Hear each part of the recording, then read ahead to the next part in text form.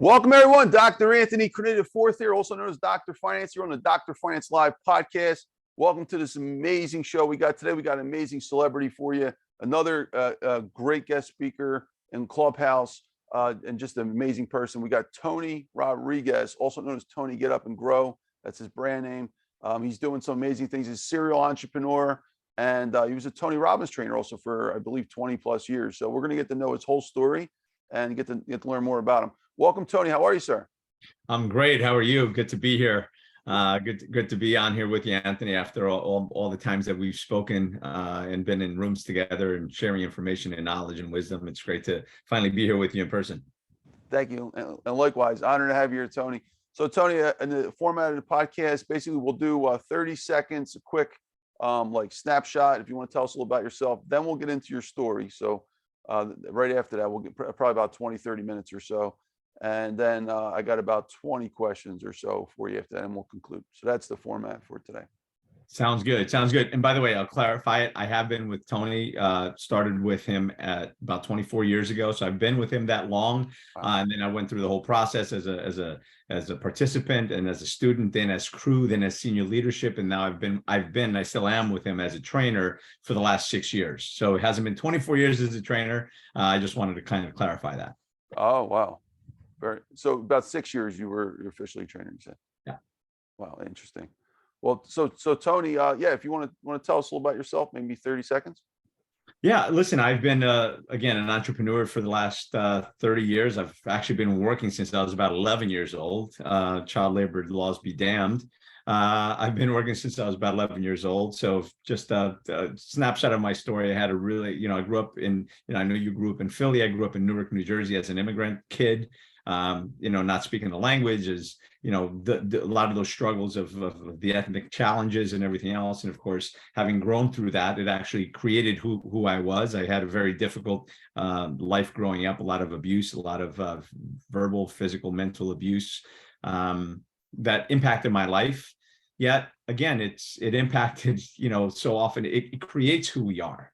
It creates our persona, who we are. Of course, my life changed dramatically on my 18th birthday, had a, black tunnel, white light, right? Near-death experience, woke up dead in the hospital, and that changed my life, gave me new meaning, gave me new perception and understanding, because I would have died without having lived. And I decided to live before I die, right? Decided to dive into that. And I know we may be talking about that later on, so I'm not going to belabor that.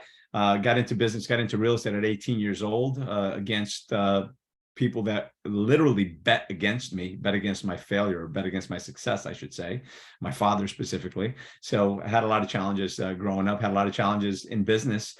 And of course, I started using that anger and many times more than just anger as fuel for my engine, for my fire. But I've found success at 24, 25 years old. I started my own real estate company. And then about 28, I ran into Tony Robbins at an event, and it changed my life because I got some perspectives that I had never looked at before. Everything from, what you focus on expands, and what you can focus on whatever you want, and whatever you focus on is what you're going to experience. So I realized and learned that I was focusing on the problems and the lack, and not on the abundance and solutions and on the good things that are available. And again, the other big thing that I learned is that life is happening for you, not to you. And that everything you're going through in life, and it's still one of my biggest lessons today that I share with people, is that everything that you're going through in life, right? It's life happening for you, preparing you for what it is you say you want. So all the difficulties I had growing up, I may not have had the father that I had wanted and deserved. I may have not had a lot of that, but I got exactly who I needed to become the man that I am today. I did get the work ethic. I did get a lot of that, but I'm a better father than I maybe would have been otherwise, better husband. And of course, the accident that came to take my life, because God has a sense of humor, right? So it took my life at 18 because I thought about taking my life at 16. That didn't come to knock me off course. While I still deal with the aftermath of that accident all these years later, it didn't come to knock me off my course. It came to put me on the course I should have been on the whole time. So it came to save my life, not to take my life. And it's just the awareness of that. And then, of course, I've been an entrepreneur for years. I've been in multiple businesses because I usually acquire the real estate. I've had everything from managing my own real estate, commercial real estate portfolio, residential portfolio, ground up construction, flips, management, the whole 9 yards behind that. I've owned interesting businesses like Equestrian Centers and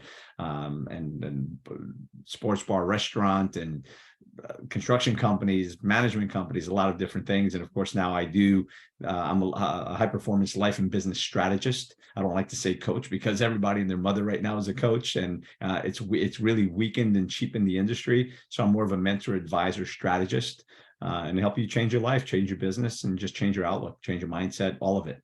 So I'm happy to be here with you to share some of those stories, some of those lessons along the way. And again, in the process of launching a new tech company, which I'm sure we'll be talking about for a little bit as well, and just changing the world, changing lives a little bit at a time, whether it be on Clubhouse, whether it be live on a stage. It is about leaving an impact and doing the best we can to leave this world better than we found it. That's brilliant, Tony. Tony, you, in sum, you are a multifaceted person.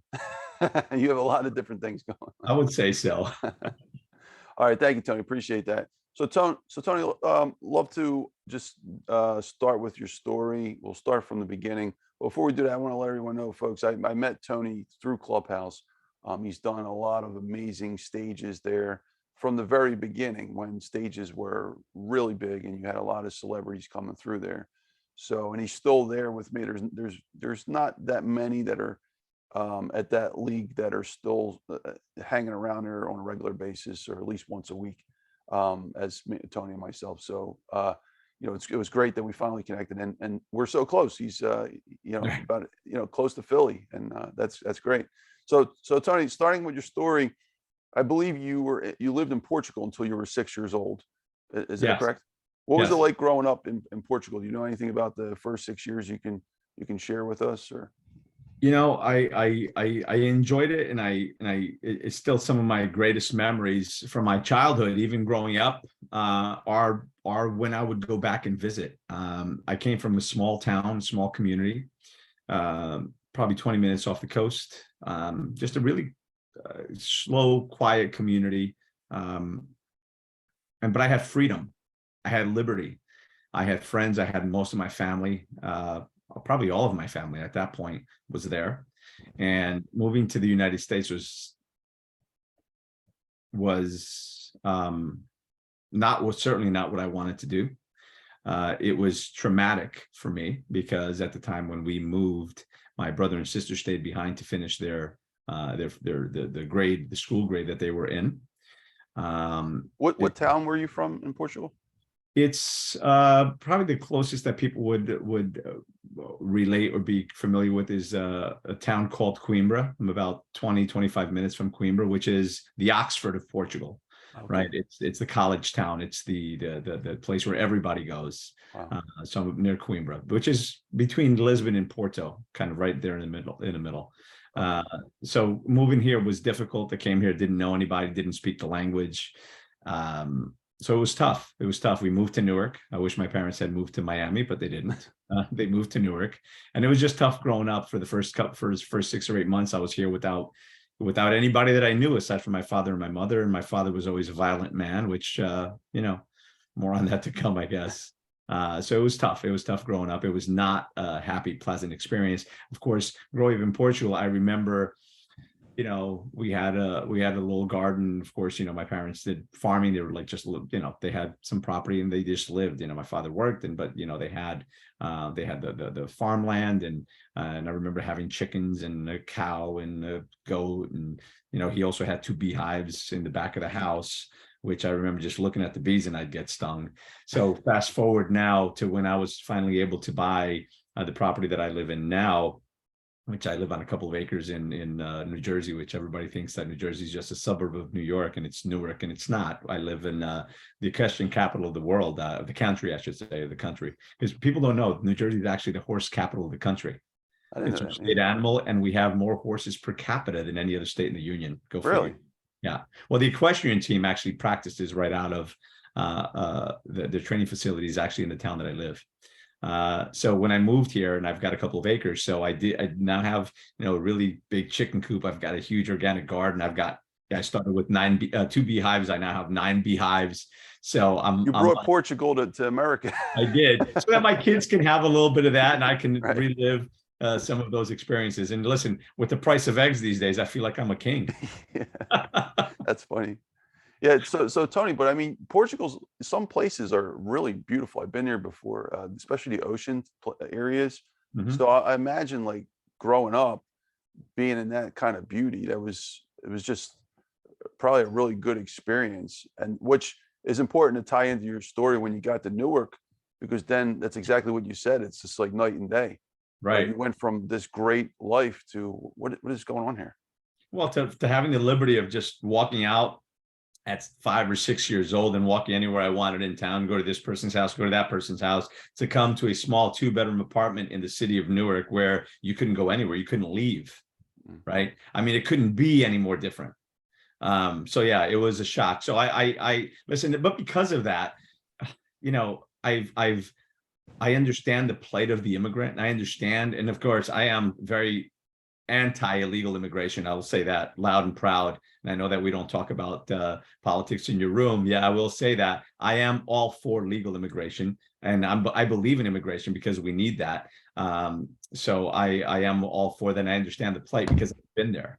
Right, I've been the kid that didn't know how to speak Portuguese, and today I like to say that I speak Portuguese, Spanish, and a little bit of English because my first language is Portuguese, and I feel like the second one was Spanish because at the time when my parents moved here, they didn't have the financial wherewithal. We didn't have the Portuguese channel; we only had the Spanish channel, right? So I learned Portuguese, Spanish, and I learned Spanish and English probably around the same time. So.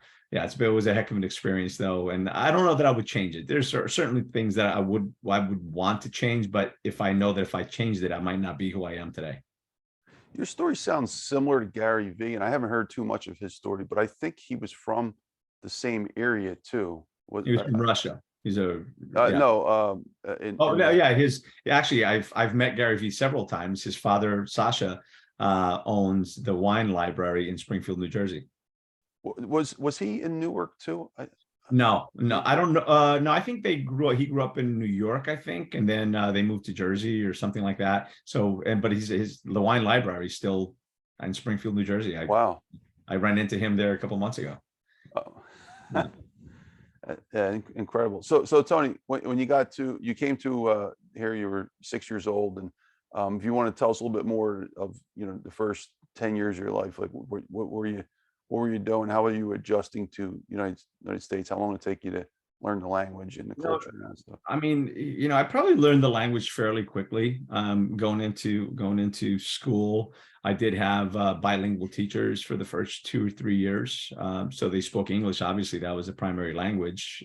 These days, they teach classes in all out different languages, right? You can take you can go to grammar school and take everything in Spanish or whatever, depending where you are, which is, I think that happens in some cases, but this was just like the extra support. If you didn't understand something, they'd explain it. So that part of it was okay. The hard part was the bullying. The hard part was getting jumped, on the way to school, because I literally walk a mile to school. Well, not grammar school. That was probably a little bit more than half a mile. But then, when I was in high school, I was walking a mile and a half. And then when I would actually go to Portuguese school as well, which was 5 days a week, that was, almost 2 miles. And I'd literally walk both ways, not uphill in the snow, but I'd walk both ways home, whether it be morning or night, in the snow, in the rain, whatever it was. So it was just an interesting growing up compared to what kids grow up these days with getting bussed everywhere. And life is just a lot easier now than it was then. But unfortunately, I did live in fear. So it was not, I did not have that happy childhood that people talk about. I'm not going to say that it was all dark, because, we did, there were things that we did do.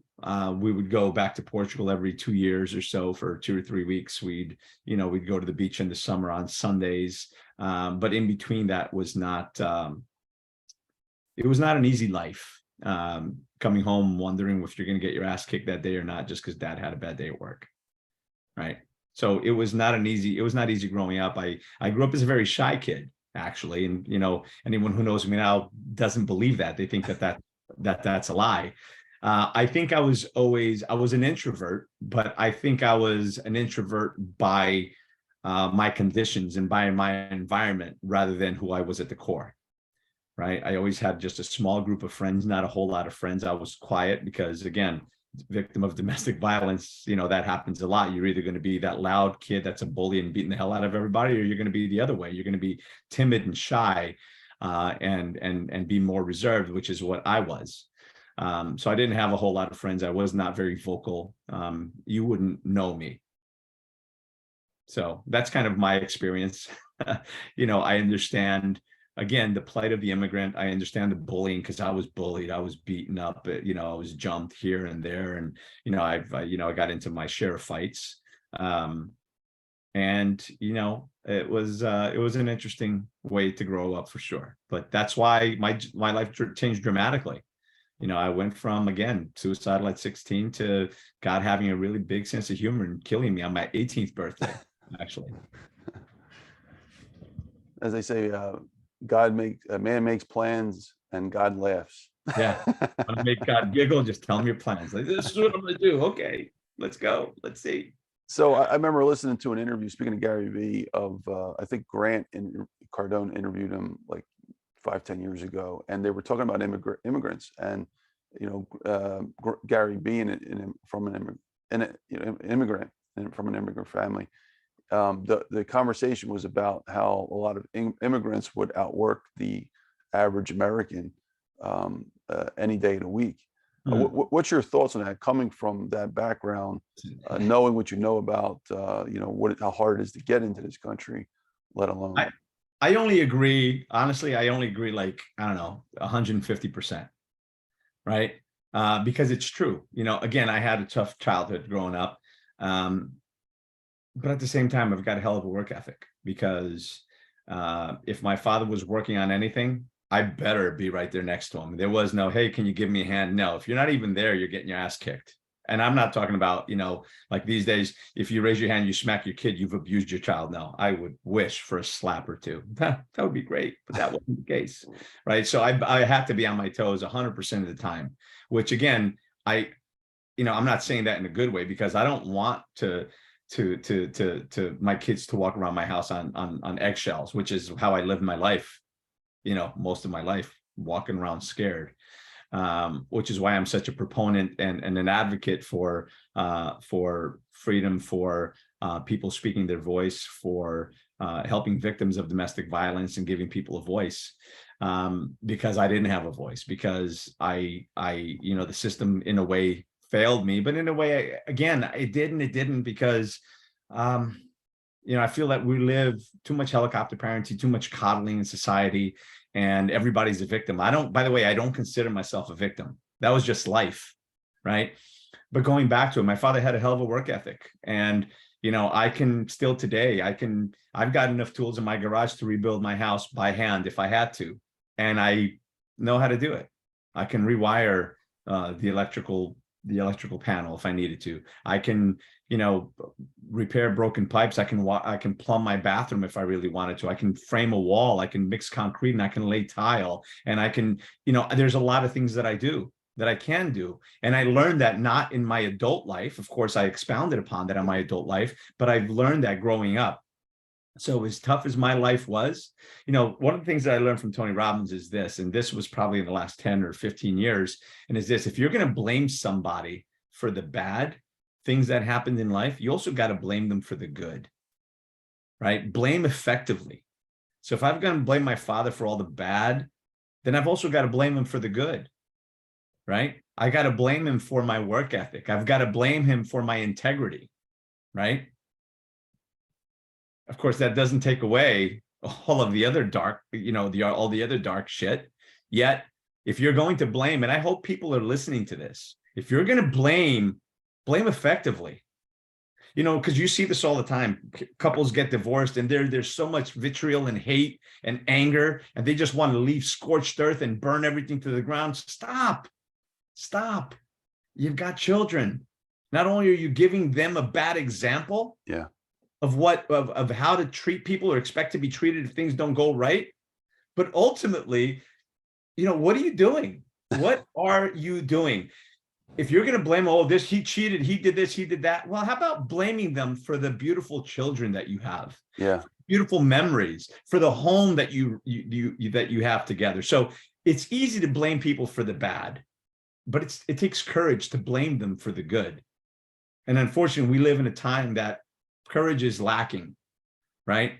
Mhm. Courage is lacking. Everybody prefers to be a victim because now that's kind of the cool thing, to be a victim. Well, I'm not a victim, and I think that victimhood is bullshit. You're not a victim. It happened to be in life. And people talk about, oh, well, life isn't fair. No, it's not. It's not fair. And I don't know that it ever will be. I don't know that it ever should be. Because is it fair that somebody works 80 hours a week and has to subsidize and pay for someone who works 0 hours a week? Is it fair that, again, what is fair? What is fair? Is it fair that I had the childhood that I had? No, it's not, but it's what it was. We take for granted. And here's the thing that I guess I'll chime in with that. The immigrant situation, I absolutely relate, and I have a soft place in my heart. I don't agree with illegal immigration. I think it's BS, and I think that this whole "we're all refugees," that's bullshit. My personal opinion.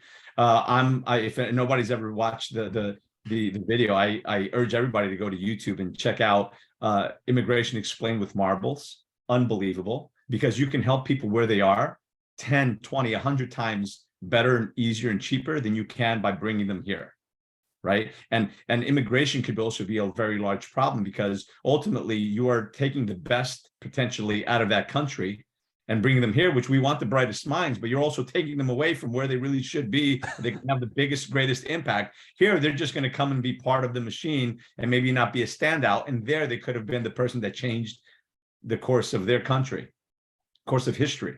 So again, mixed emotions, but I'm a big believer in helping.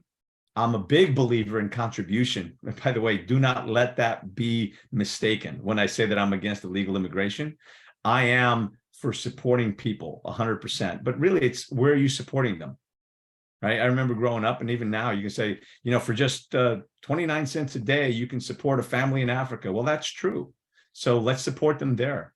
Right? Let's support them in Brazil. Let's support them in Mexico. Let's support where we can, because it's going to be a whole heck of a lot cheaper than bringing them here and overloading a system. But again, not to get into politics, and I apologize for kind of going down that road, but we can't talk about immigration and the plight of the immigrant and what that looks like without touching on that, because I think that, that it is important. And I think that people in this country take for granted the freedoms and the liberties that we have and the opportunity that we have. So if you live in this country, congratulations, you are not a victim. You are not a victim of the system. You have greater opportunity in this country than you have in any other country. And if you don't believe that, ask an immigrant. And if you don't believe that, go move to another country. Go check it out. Go see what that looks like. Go live there for a while. And, living there on vacation is vastly different than living there. Or being there on vacation is vastly different than living there. It doesn't matter which country you're in. So, work ethic. I think that that immigrants, for a large part, have a greater work ethic because they don't have a choice. Yeah, and again, you just said the key word, large part. I mean, we're talking about on average. Yeah. Oh, I'm not taking away. Listen, the American workforce is a beast. I have tremendous respect for them. So I am not knocking that whatsoever. I think that American made and the American industry is, listen, I love America. I owe everything that I not everything, of course, but in large part, I owe who I am and who I've become because of the opportunities that I've had to live here and to be here and to raise my family here. So 100%, I am pro-America and pro-American and pro-American jobs and pro-American workers 100% of the time. We were just asking if the work ethic. Yeah, I said, and I'm going to say in large part, and I can't speak to the mass immigration we've had now, because immigration is a whole different story now. Now they're sitting on the corners. They're telling authorities to F off, and they're making demands and requests and everything else. That is not what immigration used to be, and that's not what immigration should be. Right? Well, you shouldn't come here to overburden the system. You should come here to support and pay your fair share and pay your dues, not just come here to milk the system, which is unfortunately what's happening. And again, that's my last comment on politics. Okay.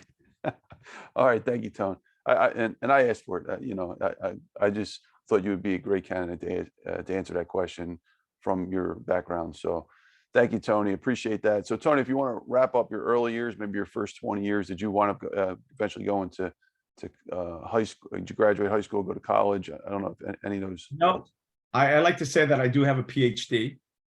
That's my public high school diploma, because I didn't go to college. I didn't go to college because I was always told I was so stupid and I would never amount to anything, and I'm not smart enough to be part of society, that I would never amount to anything. So I believed that, and I didn't want to prove anybody right as far as that goes. So I just went another course.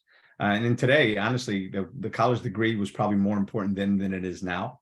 I don't know. I think college, is overpriced and overrated in many cases. There's a lot of stuff that shouldn't be taught in college, that it doesn't need to be taught, that is really not functional. There's too many liberal arts programs that lead to nowhere.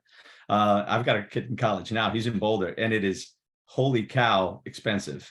I know people that went to 4-year colleges and didn't pay as much as I'm paying per year. Wow. So I do believe in higher education. I don't know that everybody needs to have it. I know people that I went to school with that went and got the 4 and 5 and 6-year degrees, and they're not doing anything different than what I'm doing. I've been in real estate industry for 33, 34 years, and guess what? They're realtors just like I am.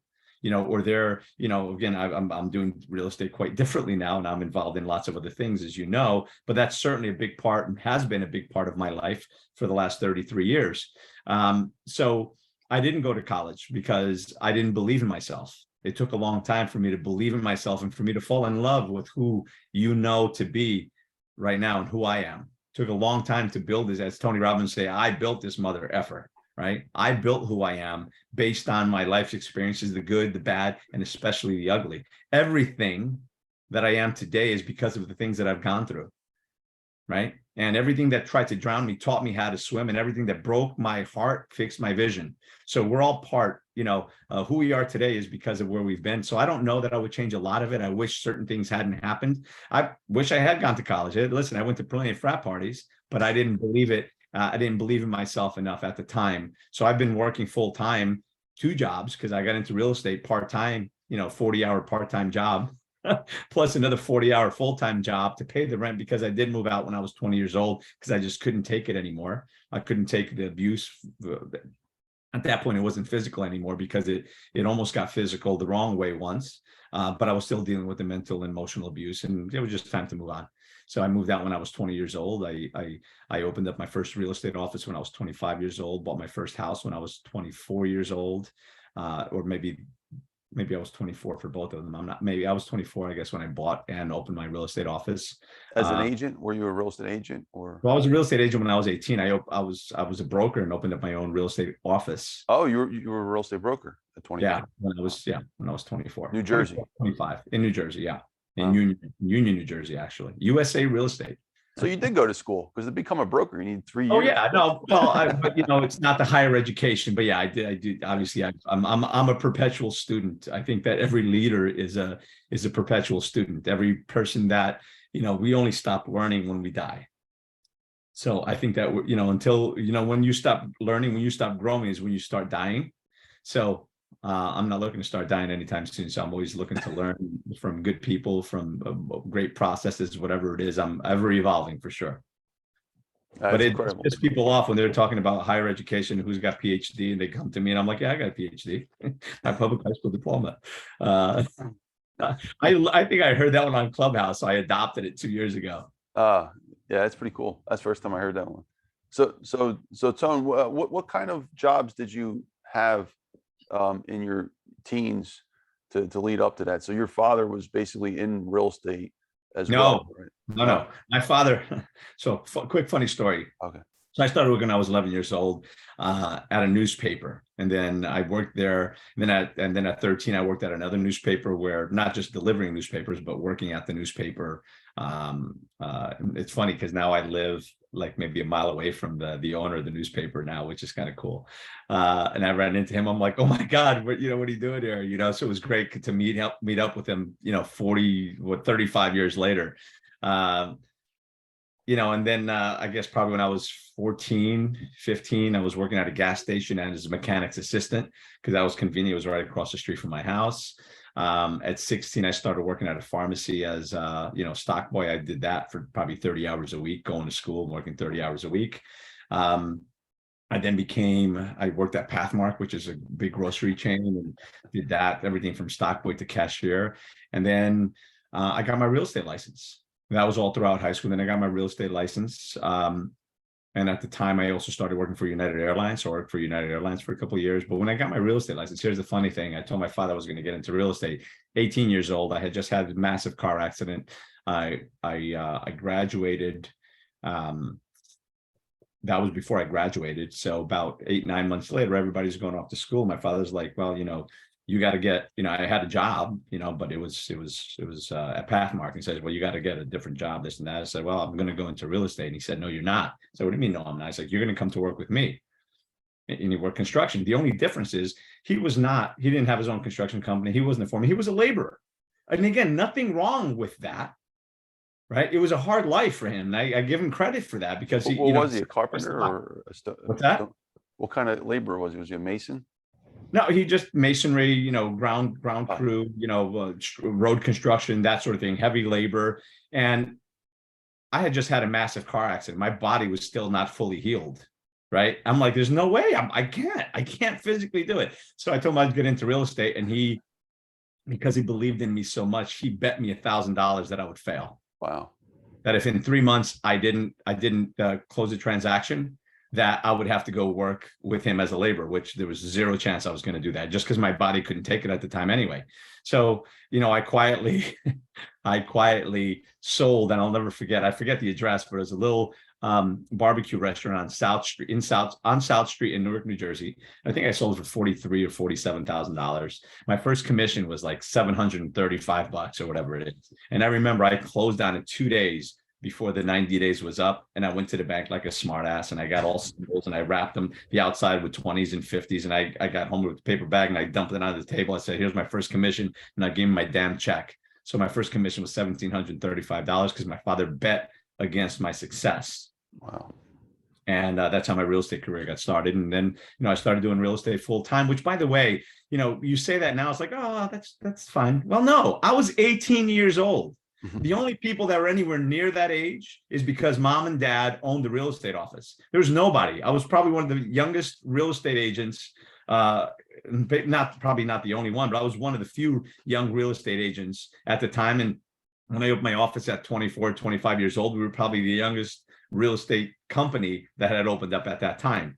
You're the youngest real estate broker pretty much, because I don't know too many people that are a broker at that age. Well, and here's that's the a thing. big deal in the real estate People world. don't understand, because now the younger generation actually has an edge because they can leverage social media, they can leverage all of these things that help them, the technology and CRM programs and drip campaigns on email and all of these things that did not exist. We didn't have the multiple listing system. Yeah, we didn't have MLS. Matrix printer. We had a book that would come out twice a week. That was a pastel colored book with the listings that by the time you got them, it's 3 days or 4 days after it was listed, and it was already sold anyway. It was a brutal way to start real estate. And who's going to buy a house from an 18-year-old kid that looked like an 18-year-old kid? So my life changed dramatically, right? I had that car accident, and I decided at that time that I had died before having lived. I had never had a girlfriend. I had been to one movie and got my ass kicked over it. Didn't play any sports because I wasn't allowed to.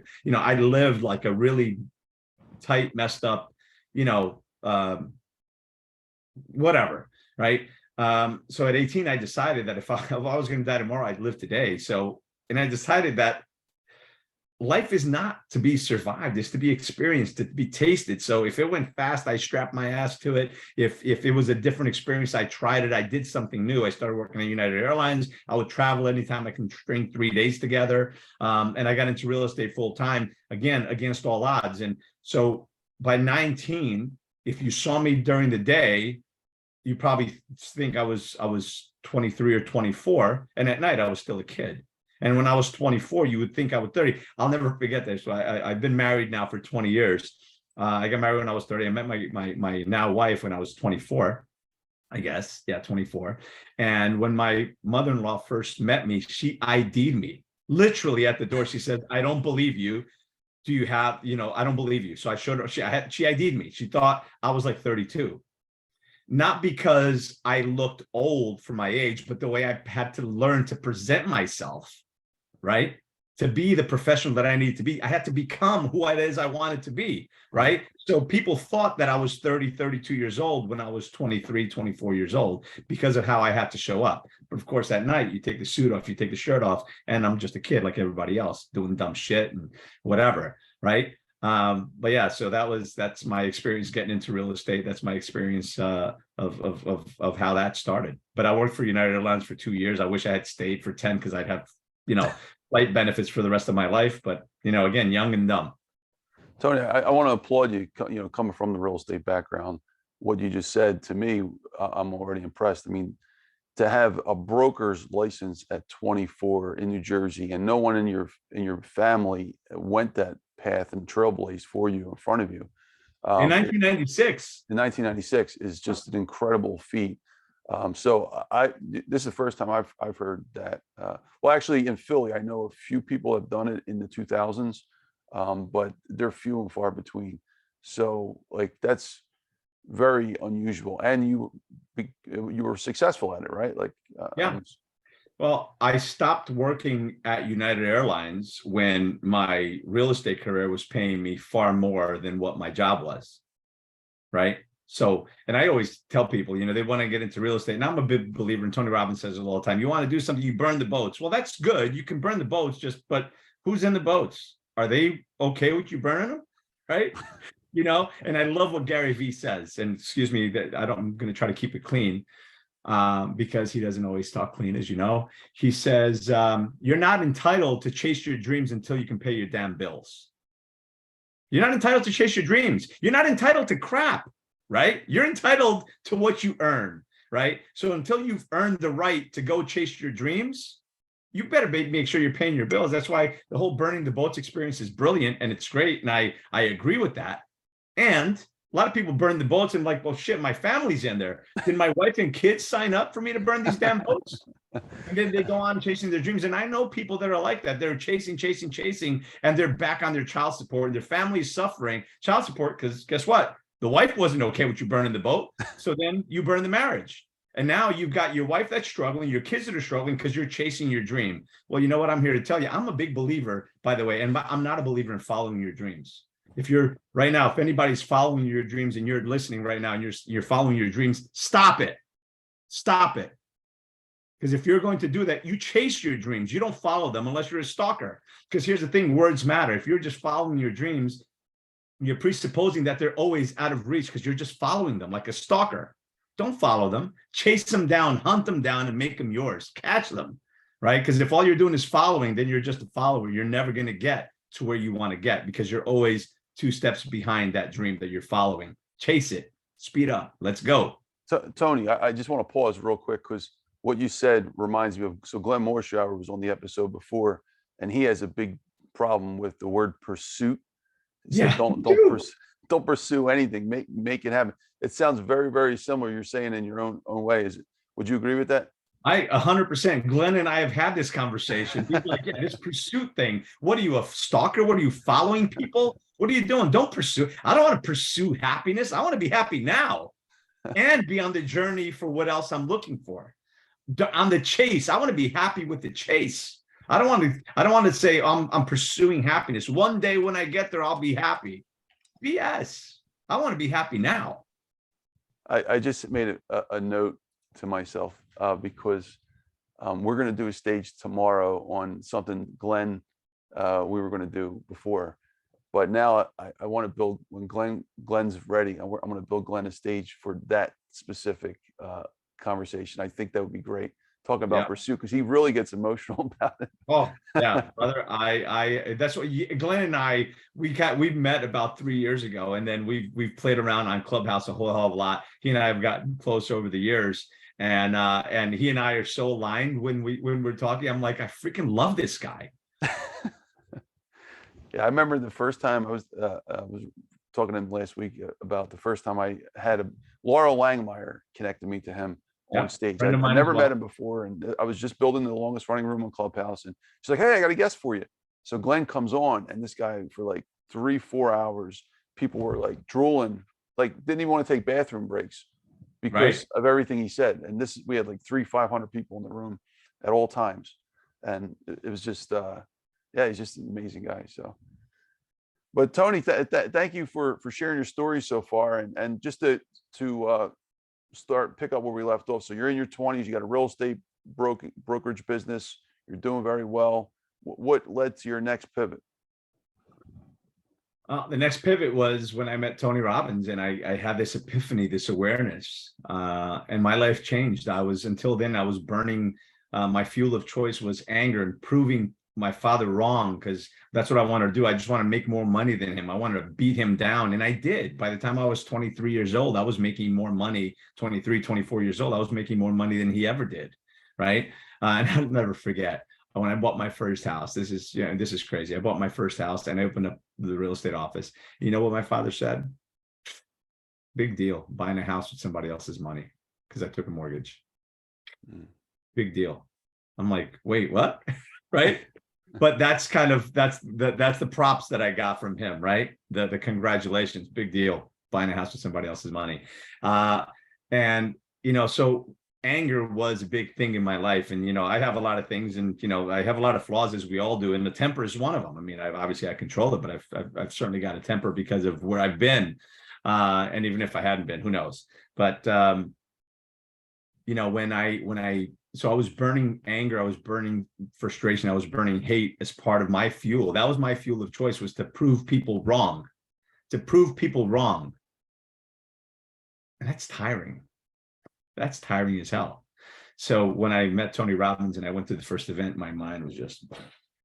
So in fairness, I first met at my first introduction to Tony Robbins, I was probably 24. And it was a one-day event in New York, and it was several speakers. I think Donald Trump was one of them at the time. It was a multi-speaker event, and I was enthralled by Tony Robbins because my definition of success today is still a variant of what he says, right? To be completely, to have financial freedom, and to be able, the financial freedom is to be able to do what you want, when you want, for as long as you want, with whoever you want, right? That's financial freedom. And I was enthralled by it. But again, I was 24 years old. I was, in the process of buying a house, starting an office. So I didn't have the financial ability to continue and to move in that direction, because I was investing and I was doing things. Because at that point I was already buying and flipping houses. I was already doing those things. By 22, 23 years old, I started flipping houses probably when I was 21. And so, money was always working for me. I didn't want to take a chunk of money and allocate it to that. So I went to the first UPW experience, and it just blew my mind. It was trying to take a drink from a fire hose, this stuff that I'd never heard of before, things that I should have been probably taught, and people teach their kids that I didn't hear. Again, one of the biggest things, I mentioned it earlier, is focus. Where focus goes, energy flows. So what you focus on expands. So what are you choosing to focus on? The problem or the solution? Are you choosing to focus on scarcity or abundance, gratitude or anger and hate? What you focus on expands. So that was the first big one. The next big one I mentioned earlier as well is that life is happening for you, not to you. So that was a big pivot in my life, right? To realize that what's happening in life is happening for you and not to you. That you're supposed to grow from the things that are happening. You're supposed to take the good and leave the bad. And I always brought the bad with me. And that's what I burned. And at some point that started to shift. And then, I didn't go to another Tony Robbins event until the following year. And I went to like 3 years in a row. Maybe I'm a slow learner, I guess I would say, because I was a daydreamer growing up. Now they say it's ADD and an Adderall deficiency, whatever. But that's still part of my head and part of my life. And I don't have any shame over it. But it changed my life. So I started looking at things differently. And people will say all the time that, why do you keep going back to the events? I said, well, because I learn something new every time, but it's the same event. I said it is, but I'm different every time I go there, because I've grown. If I'm doing the work, I'm growing, and I'm not the same person mentally, emotionally, physically every time I go to an event. So I went to events back to back, and then I started crewing the events. And eventually, because they were trying to sell, Mastery University, this Date with Destiny and Life Mastery and Wealth Mastery and all of these things. I'm like, you already gave me everything. What else could there be, right? because it was so much, right? If you've never been to UPW, I absolutely highly recommend it. I'm still a trainer with Tony. I do not work for Tony in the capacity of selling. People say, man, what are you trying to sell us? No, I'm not trying to sell you, but I'm telling you, I think every 16-year-old should go through the UPW, right? I took my kids first when they were, my oldest son went when he was 13 the first time. My second son, my youngest son also went when he was 12 or 13, and they've both been to multiple events, and that changed their perspective on a lot of different things. And then, of course, from that, like I said, I crewed events, and then I went into leadership and took all the programs, all the courses, and there is always so much more to learn. There's so many more layers to the onion. And here's what I know. I know that I don't know what I don't know. And there's much more that I don't know than it is that I do. And the more that I learn and the more that I know, the more I realize that I don't know. And there's so much more to learn. So that was a big pivot for me in my life. And then, of course, business kept going well. I got into, at that point, I was flipping houses, buying houses, keeping houses, developing my residential real estate portfolio. We'd sell the small units and then we'd buy bigger units. And so we had, at one point, probably somewhere in the tune of 80 some odd residential units. And at some point, we pivoted from that. We sold all of those and we got into commercial. And bought commercial real estate, warehousing and office building. And, and that's when I bought the Equestrian Center, because it was a horse farm that we were going to develop. It was a couple of 15 acres, and then we bought a building across from what would then become the Prudential Center in Newark, the Devil's Arena. But all of this because of the real estate and buying real estate, all the while continuing to go through the Tony Robbins world, running these other businesses. Some were successful, some not as successful, some were fun, some were not as fun, became not as fun, and all the while just kind of continuing to grow and to learn. And then, of course, I had, the next big impact in my life is when my ex-business partner decided to blow everything up because he was going through a divorce, and brought my life to a screaming halt on September 24th, 2014 at 12:45 in the afternoon, where he stepped into the office after just being a little estranged. And I'm thinking, well, he's going through a divorce, tough time. And he just came in and said, listen, we're done. I'm coming after you. I'm coming after your family. I just completely floored me. And I don't know that I've ever said this on a podcast, actually. Completely floored me. Somebody that I've spent, I built this, for two kids coming out of Newark, built this little mini empire, right, from where we've been. And, the life came crashing to a halt. It's like I got hit by a train that day. And for 3 days, I didn't sleep. It was the biggest betrayal, the biggest shock of my life. So my life changed again, right? So I had, 6 years old, come to the States, some really bad thoughts in my teens, died at 18, found Tony Robbins at 28, pivotal points in my life. And then this thing that came to destroy everything that I've created in a manner that I never expected. I would have taken that betrayal, that thing from anyone in my life, I would have taken it easier than the person that was doing this, because best friend all throughout school, and, somebody that I would do a lot of bad shit for if I had to. And it was painful, to say the least. And it broke me. Didn't sleep for 3 days. And then I started that 3 days later, I said, I got to do something. I started walking. So for 5 years, I walked every single day, 4 to 5 miles a day.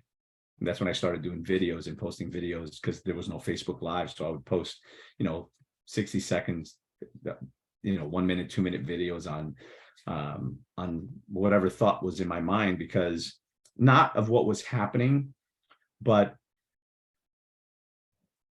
I know that if I'm going through something, somebody else is as well. And more recently, I came up with this quote that said that, your story may be yours, but it's not yours to keep, it's yours to share, because there's other people suffering through that. And until you share your story, they continue to suffer. So this was already, I guess, in my mind back then. So I would take my phone out on my walks and I would talk about integrity for 60 or 120 seconds. And I'd post that. I talk about gratitude. And I would talk about honesty, loyalty, discipline, strength, courage, passion, love, faith, hope. And I would pick a word and I would decipher it and break it down. a couple times a week, maybe not, and then it became an everyday thing. So I did videos. I've got hundreds and hundreds and hundreds of videos across social media. Some that were recorded live eventually when Facebook Live became a thing, but it was therapeutic for me. And I know there were so many people that would send messages to me, Tony, you don't know the impact that you're having on me and on people and everything else. And it touches me. And I'm getting, it even, when I'm just now thinking about that, it kind of, it hits me emotionally, because there's other people struggling through what you've been through, whatever you're going through, whatever right now, if you're listening, whatever you're going through, somebody else has already been there and you're not alone. Do not give up. If you're going through hell, keep going. I promise you, you're going to come out on the other side. It doesn't matter how bad the storm is. The storm always passes, and there's always sun at the end of it. So went through this very incredibly difficult time in my life. And for 9 months, I was in denial that this was happening. I thought I could fix it. Meantime, he had spent 9 months setting up dominoes against me. And the next 9 months, me still in denial, thinking that I can fix it because I'm the fixer. I help people fix their relationships, fix their businesses. I can fix this. And he played on that because I too had brought him through the Tony Robbins experience. So he knew all of those things. And while in our conversation offline before I came on, he said, with great knowledge comes great responsibility. Right? As Spider-Man's uncle said to him, right? And to whom much is given, much is expected. And I think that comes hand in hand. So you can use it for good, you can use it for bad. And at that point, I was using it for good and somebody else was using it for bad against me. The fact that who I was. And it's interesting because betrayal never comes from your enemy. And I recently heard this. As a matter of fact, I created a post about it. I haven't made it yet. I haven't posted it, but I created a meme and you'll probably, maybe I'll share it today. And it's this, it's not it's not the stab in the back that kills you. It's when you turn around and see who's holding the knife. Wow. Because business is business, and bad shit happens. There's bad people, but you don't expect it. Like I said, betrayal doesn't come from an enemy. So it's when you see who's holding the knife. And for those 9 months before and those following 9 months, he started turning my own friends against me. This was your former real estate partner? Yeah, for partner for 25 years and best friend for 35 years. Oh man. Best man at my wedding, godfather to my child. It was the most brutal thing you can ever experience. I wouldn't wish that upon anybody, except maybe him. But I know you don't mean that.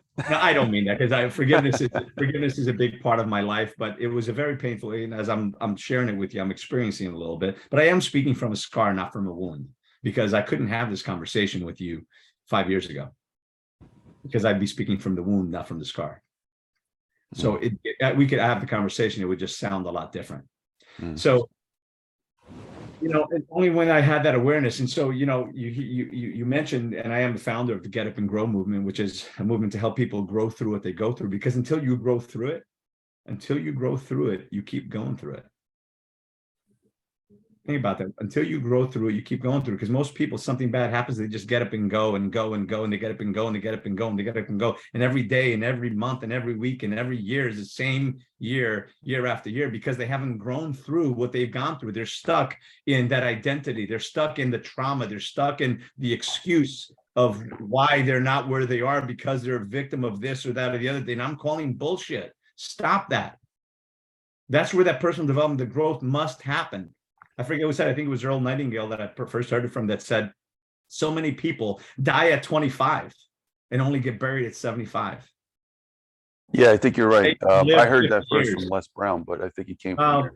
Yeah, Earl Nightingale, he got it from Earl Nightingale. And Earl Nightingale probably got it from Socrates, who knows, right? But the reality of it is, they didn't live 50 years. They lived the 1 year 50 times, right? Because there's people that are angry today over something that happened 30 years ago because they haven't grown through it. I could and should be a statistic if I was, because I was a victim, but I am not a victim.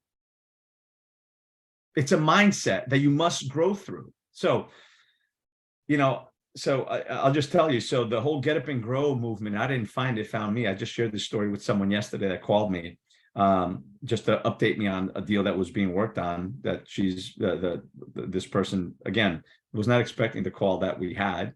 And they called me, and, it turns out they're going through some things. And that 5-minute call became a 2.5-hour call, became a 2.5-hour intervention, because you never know who you're going to come across, and you never know who needs you, and you never know when they need you, and you may have needed them more than they needed you. And that's happened to me so many times in my life, where when I'm helping someone, I help them and it helps change their life, in some cases save their life, because I've been fortunate to be put in difficult situations with people that are going through the most horrible things, and I've been blessed to be put there at the right time to help save their life or save whatever's going on.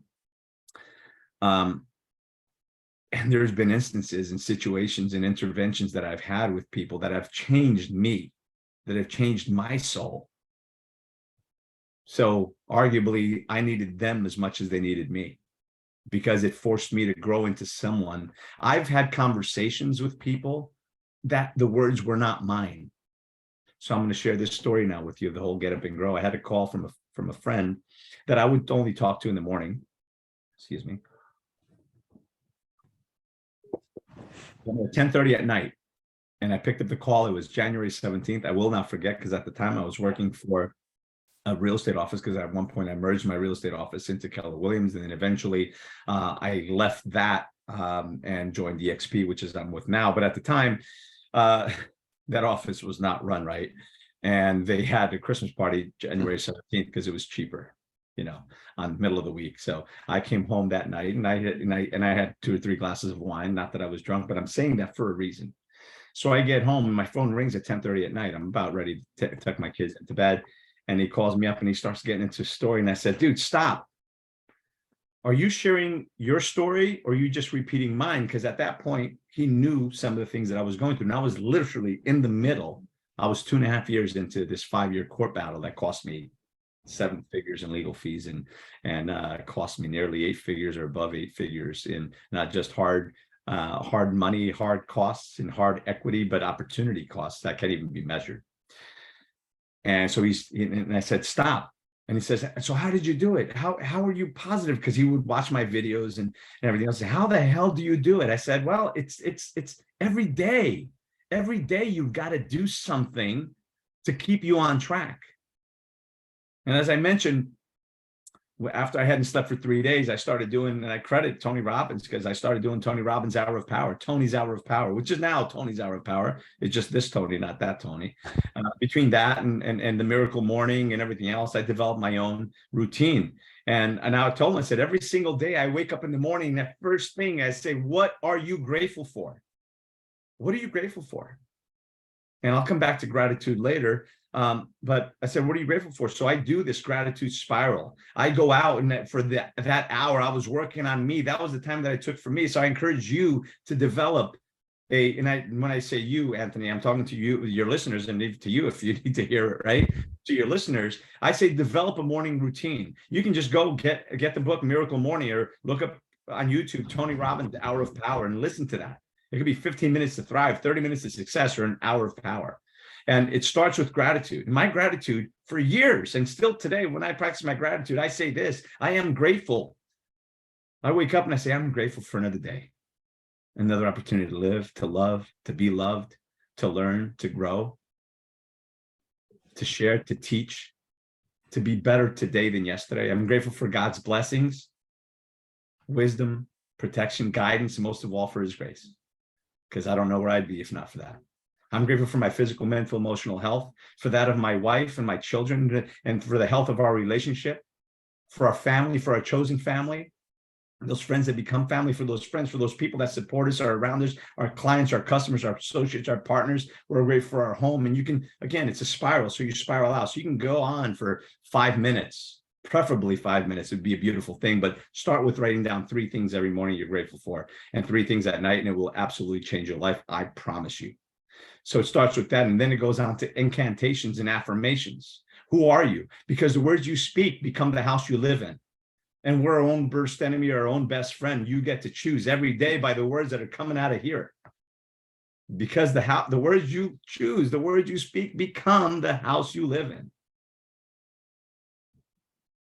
Are you speaking life and love into your house, into your life?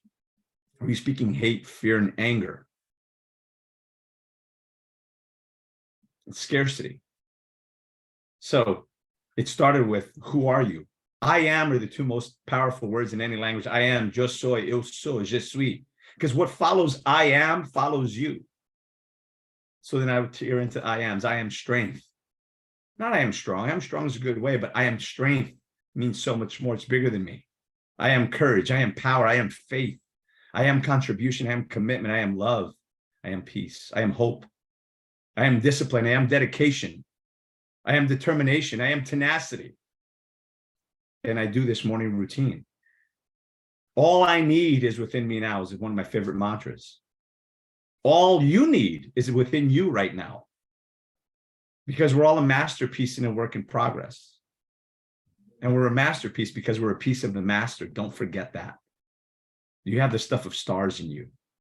So all you need really is inside you now. So all the strength I need is within me now. All the love I need is within me now. All the hope I need is within me now. All the courage I need is within me now. Because it is. You just have to tap into it.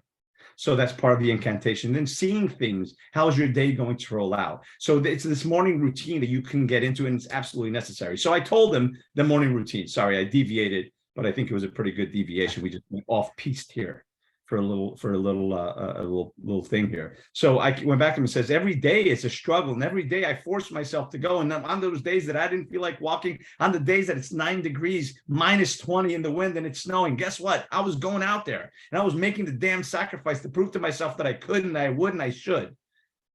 And there were days that I didn't want to go. So I'd get up in the morning and I wouldn't want to go. And I would start saying to myself, if you want to have what others don't, you got to be willing to do what others won't. Get the F up.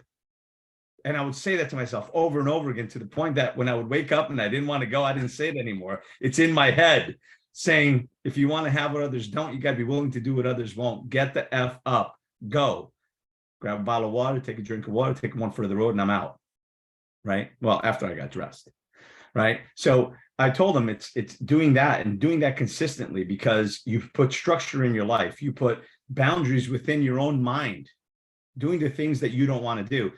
And then I told him, I said, and then one day it all came to a halt. Boom, it's like I got hit by a train, and there was pain. There was so much pain I couldn't even imagine. And God said, grow, and I said, no.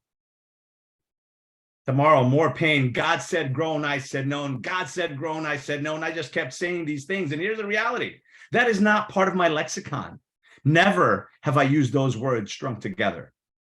Those weren't my words. And I'm going to express to you how that is so, because I will only ever invoke religion or anything else if, when I'm speaking to someone, they tell me that that's important to them, and I will use that as leverage when necessary, if necessary. But he hadn't told me that. So I went on and I said, God said, go, and I said, no. And I went on a bit, and I'm pacing in my cold garage. And, it wasn't until 9 months later, when I was at a wedding, family wedding in Brazil, that I woke up and I said, oh my God, this is really happening. I've got to fight back. And the minute I did that, it's like 1,000 pounds were lifted off of my chest, and I grew, and the pain went away. The pain went away for about a month, until there was a lawsuit that was filed by him accusing me of things that he did. Boom. God said, grow, and I said, no. And God said, grow, and I said, no. In the meantime, my son interrupts, knocks on the door, and, because it was very late. I said, all right, son, good night, go up, brush your teeth, whatever. I'll come up and tuck you in and give you a kiss in a little bit. And I went back on the phone, and my friend says, Tony, keep going, keep reading. I'm like, bro, I'm not reading anything. Dude, just keep reading whatever it is. I said, I'm not reading anything. As a matter of fact, what were we talking about? Completely lost the thread of what I was talking about. Because I lost the thread because they weren't my words. So he went into it and says, well, God said, grow. And I said, no, my God. And I grabbed the thread again. I kept going. And we went through this whole process of God said, grow. And I said, no. And then on the moments that I would wake up and I would acknowledge what was actually really happening, that was the moment of levity, and I would feel better until the next hit. So I went through all this, and it helped him. I called him the next morning. I said, dude, you got to debrief me, because I'm not even sure what the heck happened last night. And he told me about it. And I didn't even think about it for about 3 months. until I was sharing this story with somebody. And I'm sharing the story and I'm like, oh my God. And I had this epiphany. And I said, holy shit. The words were coming out of my mouth to help him, but those words were for me. Because even though I was saying it, I didn't realize what I was saying. The reason I was in pain is because God was giving me pain and saying, move, grow. And I was refusing to grow. So there was more pain. In other words, like I have my hand on my stove and your body's sending you a signal. God's sending you a signal. Take your hand off the stove. Take your hand off the stove. And I said, no. But it hurts. Take your hand off the stove. No. God said grow. And I said no. And I was in pain. And until I grew and pulled my hand off the stove, I was in pain. And I realized that I was in pain all of that time because I was refusing to admit where I was. I was refusing to acknowledge the fact that I was in this battle that I didn't want to fight because I had so much love for this person, right? I had so much love for this person that I couldn't believe that what was happening because it would never be in my heart to do what he did to me. So I was in denial. And from that point on, I'm like, holy shit. And there was another level of growth for me right there at that moment, that day.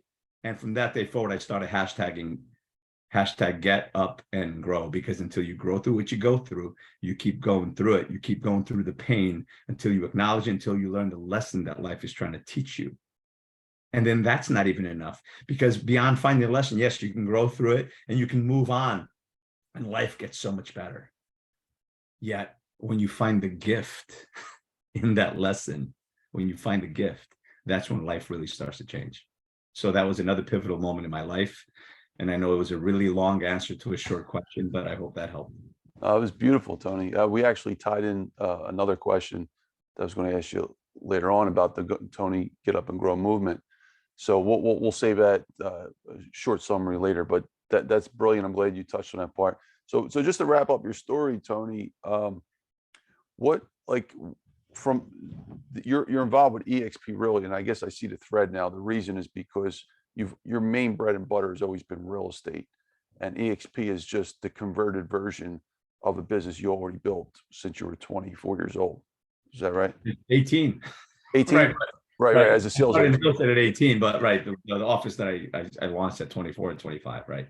1998 is when I opened my office, actually. So whatever the number that winds up being. What, probably so 25. why did you decide to go with EXP after all these years? Because they took the best out of Keller Williams and left the rest. They took the best out of the competitors and created a real estate company that's owned by the agents. It's the only real estate company that's owned by the agents. You can't own a piece of any other real estate company. There's nothing. You can't own. You can own the franchise, but you can't own a piece of the corporation. You could own a piece of real. What the heck is I'm drawing a blank on the name, but you can own a piece of the company that owns all the real estate companies, but you can't own a piece of Century 21. You can't own a piece of Remax. You can't own a piece of Coldwell Banker or Weicker or Bergdorf or anyone else. However, as a broker or as an agent with eXp Realty, I own stock in the company. So I'm a stockholder in the company, which is great because the benefit is it encourages you to help grow the company. And, there's compensation programs from, it's easier. It's an 80-20 split. The cap is only 16,000 in today's world. You sell 2 houses and you can cap and you're at 100%. Once you sell another 24, 25 houses, you go to a full 100% that you don't pay anything else. Wow. Right. So, and once you cap and become, once you cap and you actually close 24 individual sides and you're paying $250 each time. So basically $5,000 and you become an icon agent, they actually give you back your 16,000 cap in company stock. Yeah. So, but isn't this bad for brokers? Like you're two hats, you're agent and broker. No, it's not, because I can continue to grow my team underneath the umbrella of EXP. So I still have agents that work with me. And I haven't really expanded that team as much as I should have, but I can continue to recruit agents with me that they're also at that fantastic split. I'm making a small piece of what they're making, but ultimately they're also bringing people on under them, and they have a retirement plan, a retirement package now that they can create simply by helping the company grow. So EXP is by far, I would not be anywhere else other than EXP right now. And if anybody, by the way, that's the other thing, if anybody's interested in EXP, look me up, hit me up. I'm happy to have that conversation with you and bring you aboard. The organization, the group that I'm with is one of the best in the entire company. When I joined EXP, there's probably 4,000 agents. I think we're probably clocking over 90,000 or darn close to 90,000 5 years later, however long it's been. So it's been a heck of a ride, and I wouldn't be anywhere else. Look, when I was at Keller Williams, they opened the mega agent office for me. I probably, the last year that I was there, I probably saw 3-4 people meet me at the office, because everything else, I would meet them at their office. I would meet them at the property. I would meet them wherever I was meeting them. And of course, I've shifted. And even then I was doing real estate full time, but still, working with people one-on-one with the coaching industry and still managing other businesses. Again, I get bored doing just one thing. So that's why I'm always on the cutting edge and learning something new and wanting to be connected. Commendable though. Thank you. So Tony, the EXP, if you're a broker, it's still good, but you're saying you just make a little bit less than the old model. So you might not get 60%. Yeah, and here's the thing: you don't have to be a broker. You can just be a real estate agent. You don't need to have a broker's license to be absolutely killing it. I know people that are now making more money just from helping recruit other agents and growing the company. They're making more money doing that by far than they are in the real estate sales. I know people literally that are making $100,000 a month all the way to like $1 million a month, not just from the real estate sales, but from the recruiting component of the EXP model. And they still have the real estate teams doing and cranking out business and deals and everything else. Right now, I probably consult with developers more than anything else, because it also gives me freedom to be able to do and go out and speak, because I'm out now on the speaker circuit. So if you ever need me to speak on the stage, or if anybody that's listening here needs me to speak on the stage in front of a corporation, in front of your team, in front of your group as a speaker, of course, I'm kind of multifaceted because I speak on business and business development through my partnership with Anton J. And talk about business principles, which is one of my rooms on Clubhouse as well on Saturdays. I obviously through the Tony Robbins world in the last 24 years, and the Brendan Burchard and Wayne Dyer and Gary Vee and all of these people that I've learned from over the years. I'm pretty multifaceted in talking about great gratitude and forgiveness and contribution, mindset, heart set, belief systems, and how to present. With Dan Clark, as I mentioned to you, with Dan Clark and Glenn Morshower, we ran a room for probably 6 or 8 months, which is the art of storytelling, how to present from stage, how to show up, how to do what it is that we do. Right. So if anybody needs me to speak on the stage, I am available. I'm taking bookings. I'm starting to take bookings. I'm probably 2 months out right now, a couple throughout the year that I've already scheduled. But I'm always looking for opportunities to share, to speak, because I really do believe that it is up to us to share our story. And of course, the Get Up and Grow movement is also a big part of that, because ultimately it will lead to a speaking platform to give people a voice, to help people share their stories, because there's so many stories, whether you're an immigrant, whether you've just gotten divorced, or you're going through struggle in business or with your kids, or maybe domestic violence or trafficking or war or violence or hunger, famine, whatever it is. There's somebody out there going through it. And if you've already grown through it, you're on the other side, your story is so valuable. I often say that in business, there's a saying that says that the man at the top of the mountain didn't land there.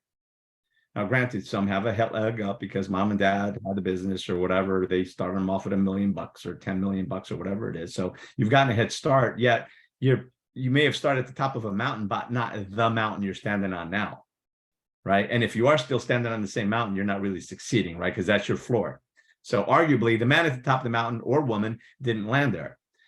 And in life, I equate that to life. The person at the top of the mountain, living the life that you want to live, didn't land there.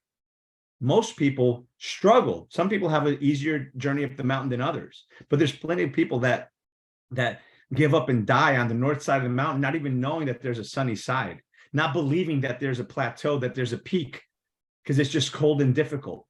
And the more treacherous your journey up that mountain of life and business is, the more important it is for you to share that story, right? Because your story may very well become someone else's survival guide. It may become their roadmap, because there's people that are stuck on the mountain now, not believing, ready to give up right now on their hopes and dreams.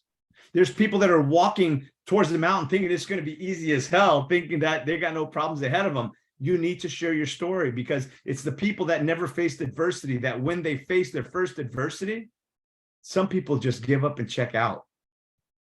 Some people don't know how to handle it. Some people don't know how to grow through what they went through. So it really is about sharing your story. So ultimately, the Get Up and Grow movement is going to be a platform. We had our first event scheduled. This is funny. Funny, not funny. We had our first event scheduled May of 2020. We all know what happened in March of 2020. Wow. So that kind of stopped that was about to launch. We had an incredible space that we're going to fit 800 people. And we had incredible speakers coming to share their story, because it really is about sharing your story. And I'm going to say it again, because your story may be yours, but it is not yours to keep. Your story is yours to share. It's yours to share, because by sharing your story, not only do you heal yourself and continue your healing, you help heal other people and help them recover. It's like being in a cold, dark, damp room. And when you share your story, it's like you're throwing open those heavy shades and letting light in. And you can't eliminate darkness. All you can do is add light. You can add light, and just a little bit of light goes a long way. So you throw open those curtains and the sun comes in and starts to heal the wounds. And then it's up to you to pay it forward. So we all have to share our stories. That's why I'm on here today sharing my story. It's not that I want to share the story because, hey, whatever. It's because I know that what I've gone through, there's a lot of people that go through it. And the person that I was on the phone with yesterday is like, Tony, how did you survive through that? Because I'm in a situation now that I feel like giving up. How did you survive through all that? And I said, it was not easy. It was probably the most painful, difficult thing that I've ever been through in my life. Yet here I am on the other side of it. So why wouldn't I share the story? If you can learn and you can grow through something difficult, why would you not share the story to help somebody else that may be struggling? And I'm here to tell you that perhaps there's somebody out there hurting right now because you haven't shared your story, right? So why wouldn't I share my story? That's like finding the cure to cancer, curing yourself, and then throwing the recipe in the fireplace. It really is about getting to the next level. It's about sharing your story, because it's up to us to leave this place better than we found it, right? Something I shared this morning is that, one of the greatest gifts that we've ever been given, the greatest gift we've ever been given, is the gift of life. And how we live our life and what we do with our life is our gift back, right? So it's all up to us to leave this place a little better than we found it. Each one teach one, each one help one. And if we all did a little, nobody would have to do a lot. That's beautiful. Thank you, Tony. Appreciate that. All right, Tony, to sum up your story in maybe another minute or so, just bring us up to speed where you're at right now. So you're still working for EXP, or you have your own business with EXP, and any other things that you'd like to mention about what you're doing? Yeah, right now? Certainly. I still have, a team of people that I'm blessed to work with.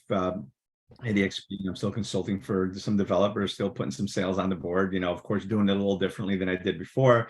I do work with individuals one-on-one to help them break through and get to the next level of their life, their business, whatever it is. Usually executives or entrepreneurs that are already doing fairly well, but want to break through to the next level. I only work with about 7 or 8 people at a time, because of course I'm running other businesses, and when I tell you what we're up to now, you'll see that I need time to handle those things as well. So I only work with 7 or 8 people. I just had a couple of people, go through a year of the program and of working with me one-on-one. So I do have availability for 3 or 4 people to jump on. So if you're one of those people, shoot me a message, shoot me an email. You can just go to heck, if you hashtag get up the letter N grow. So hashtag get up and grow.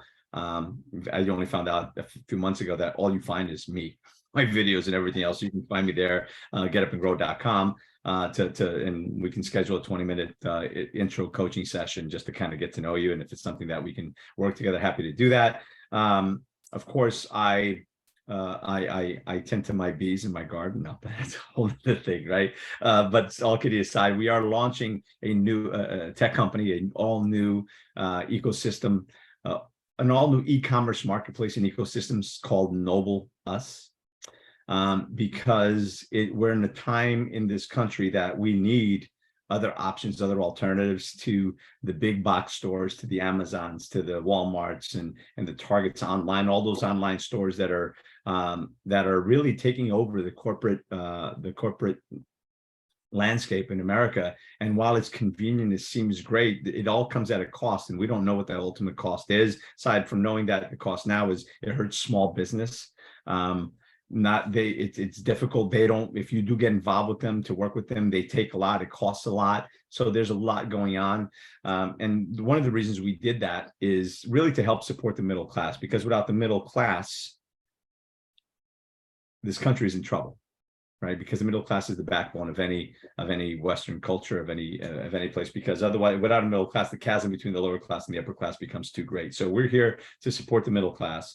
And obviously everyone can join, but it's really about supporting the middle class, because analysis were done that if in 2007, 2008, the average US family, citizen or not, made an extra $600 to $700, $500 to $700, depending where you look, let's say $500 to $600 a month, they could have avoided foreclosure, they could have avoided bankruptcy. So we're here, it's about helping people make a little bit more money, gain control of their economic circumstance and they can, the average person can make a couple $100 to a couple $1,000. So we're giving people the opportunity to open up their own e-commerce store without having the resources necessary to actually build a proper e-commerce website, without having to have the knowledge and the connections to negotiate with big time vendors to bring on products onto their site at a profitable percentage, without having to purchase, warehouse, pull, pack, ship, deal with customer service, deal with returns and all of credit card processing, all of that. We're handling all that for you. And how we've done that is we've pre-negotiated with wholesale manufacturers and owners of product, a profit margin that when we bring you together and you, the store owner, have the opportunity to have, by the way, we've got 1 million products loaded into the system already. Hasn't been launched yet. It's going to launch in the next couple of weeks. But we've got 1 million products loaded into the system already. And we're expecting to have another 2-3 million within the next 6 months. So it's really a robust platform. You can buy anything, any household item, any sports item, backpacks, things of that nature. If you can buy that at Walmart, Target, Sports Authority, or Staples, or Cabela's, we've got a version of that. And of course, that's going to expand as well. The big difference that we've got, not only do you get access to your customer data that nobody else will give you, but we're also paying you 70% of the profit that Nobleus makes, up to 75%. We're not an MLM. We do have a one-level affiliate. So if you come on and you join and bring somebody else in, you'll make 5% off of their store, off of whatever they sell in perpetuity, not from them, but from the company dollar. That's why we do pay 70% on the store, up to 75%, because that extra 5% goes to pay for the profit on those stores. You know, we've partnered with some pretty major names, influencers and people that are out there moving and shaking. We've partnered with charities and even some schools, some private schools, because we are donating stores to those nonprofits, because of course it's a great way for nonprofits to generate more revenue by simply saying, hey, thank you for your support. You can also just come and support us by shopping in our store for the products you're already buying anyway, the regular everyday household products, for close to the same price that you're buying them anywhere else, at or close to the same price. And you're supporting that mission, you're supporting your passion, you're supporting the people that are supporting you at times, right? You're supporting your friend that has a store, you're supporting yourself and your own family. So the name of the company is Nobleus. Our logo is purple. There's a reason for that, because in the United States specifically, we have the Republicans on one side, on the right, that are red. We have the Democrats and the liberals on the left. And the reality of it is, most people aren't red and blue. They're forced to distinguish themselves between one and the other, whether you're more liberal, whether you're more conservative. But there's plenty of people, the majority of us are in the middle. The majority of us are in the middle. And what do you get when you mix blue and red? Purple, right? So that's who we are. We're Noble Us. And I encourage you to join us. Join us. And right now, until we actually launch, we're giving people the opportunity to also sign up for a free store, which is a $799 value. You get, that's the setup, that's a one-time setup fee, $799. Until we actually launch, you have the opportunity to sign up for a free store. So you can set all that up. And then when your store launches, you've got about a month before the monthly charge comes in, which is going to be either $59 or $49, depending whether you're a first responder, police, fireman, or veteran. There's discounts for that as well. But you've got a month until after your store launches to be able to, for that to kick in and start. And of course, there's another way of joining us. You can become one of the founding members of our company. And those stores are $599. And that's the charge now. You actually get 2 tickets to our launch party, which is going to be a multi-day event in Orlando with fabulous speakers. And you also get 50 shares of company stock. And the stores open about a month before all the free stores. So those are the 2 ways that you can join us. And Anthony, perhaps you can put this in the link. I'll give you the link now. Anyway, you can just go to Noble, Nobleus. You see it next to my name, Nobleus.com/partners/liberty. And then you can use, when it prompts you for the code, it's a free sign up. When it prompts you for the code, just put in Dr. Finance. And you'll sign up for a free store. So that's what I'm working on now. It's a passion that we've been working on for about 1.5 years, almost 2 years. 3 of our founders are West Point grads. 2 of them have seen active duty military. They've been in the fight physically. One of the women on our team is a human rights attorney and activist. The other is we have another businesswoman on our team, and my other partner is, he's the CEO of Feed a Billion. He is super involved with the Slave Free Project and certain ministries, which are all about rescuing children and young women from the sex trade here in this country and internationally, but more in this country. And I think and of course, we're huge supporters of victims of domestic violence. And we are a pay it forward company. We are a company that promotes social entrepreneurship, contribution back into your community, back into the things that you believe in. And of course, it is all about ethical capitalism. So the way we've set this up is that we are set up that if you, the store owner, don't make money, we don't make money. And that's done by design. So that's what I'm up to. That's what I'm passionate about. That's what I'm spending the majority of my waking hours speaking about. And of course, I'm also still a trainer with Tony Robbins. So I love going and supporting Tony on his mission. And the difference between a Tony Robbins trainer and a Tony Robbins coach is, if you've been to a Tony Robbins event, Tony has these incredible interventions with people that are stuck in a destructive pattern or suicidal or whatever it is. And he works with them to help create lasting change and help shift them. And as trainers, we're trained by Tony to do the same thing. And by the way, if you've never had a Tony Robbins experience, I'm gonna tell you, go to Netflix, watch I Am Not Your Guru, and it will blow your mind. They managed to squeeze a 6-day program into 2 hours. And if you look carefully enough, I'm walking around wearing an orange shirt because I was a senior leader at the time. But it was an absolutely amazing event. And so I still do that. And of course, I'm on the tour, right? So once or twice a month, I'm out there speaking somewhere in the country, and I hope to run into you. Of course, well, you and I, Anthony, are going to meet because you only live about an hour and 10 minutes away from me. So we're 100%. definitely meeting up soon. I think a half hour, actually. Yeah, and for your audience, I'm hoping to meet up with you guys somewhere on the tour somewhere. So that's what I'm excited about. That's what I'm passionate about. And of course, I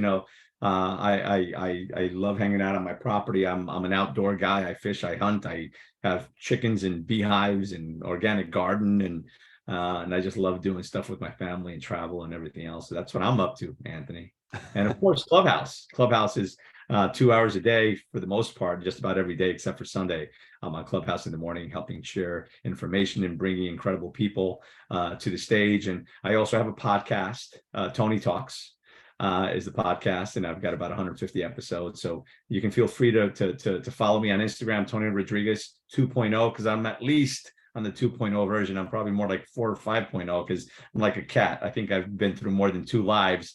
But yeah, so that's a bit of my story, Anthony. Thank you, Tony. So with the EXP, you still you're doing that still in the background, but it's basically an autopilot at this point because you already built the business, which allows you to focus on your new company, Nobleus, right? Correct, but I still have to be in there and doing what I have to do, of course, Yeah. because again, it's, real estate's one of those things, as the old mob movies. Just when I thought I was out, they pulled me back in, right? You almost can't get out. But and then again, look, I'm doing, I started with my wife and another friend of ours. We started a nonprofit a year ago called the Ripple Effect Community around the holidays, as part of the Tony Robbins world. There's something called the Basket Brigade. So we get together every year and we get a lot of kids from the high school involved, and we put together Thanksgiving baskets, right? Everything that you need to prepare a traditional Thanksgiving meal, including cake mixes and pie mixes and a whole bird. This year we couldn't find any small, so everybody got like a 24-pound bird. And we put out this year, I think we put out about 130 of those baskets.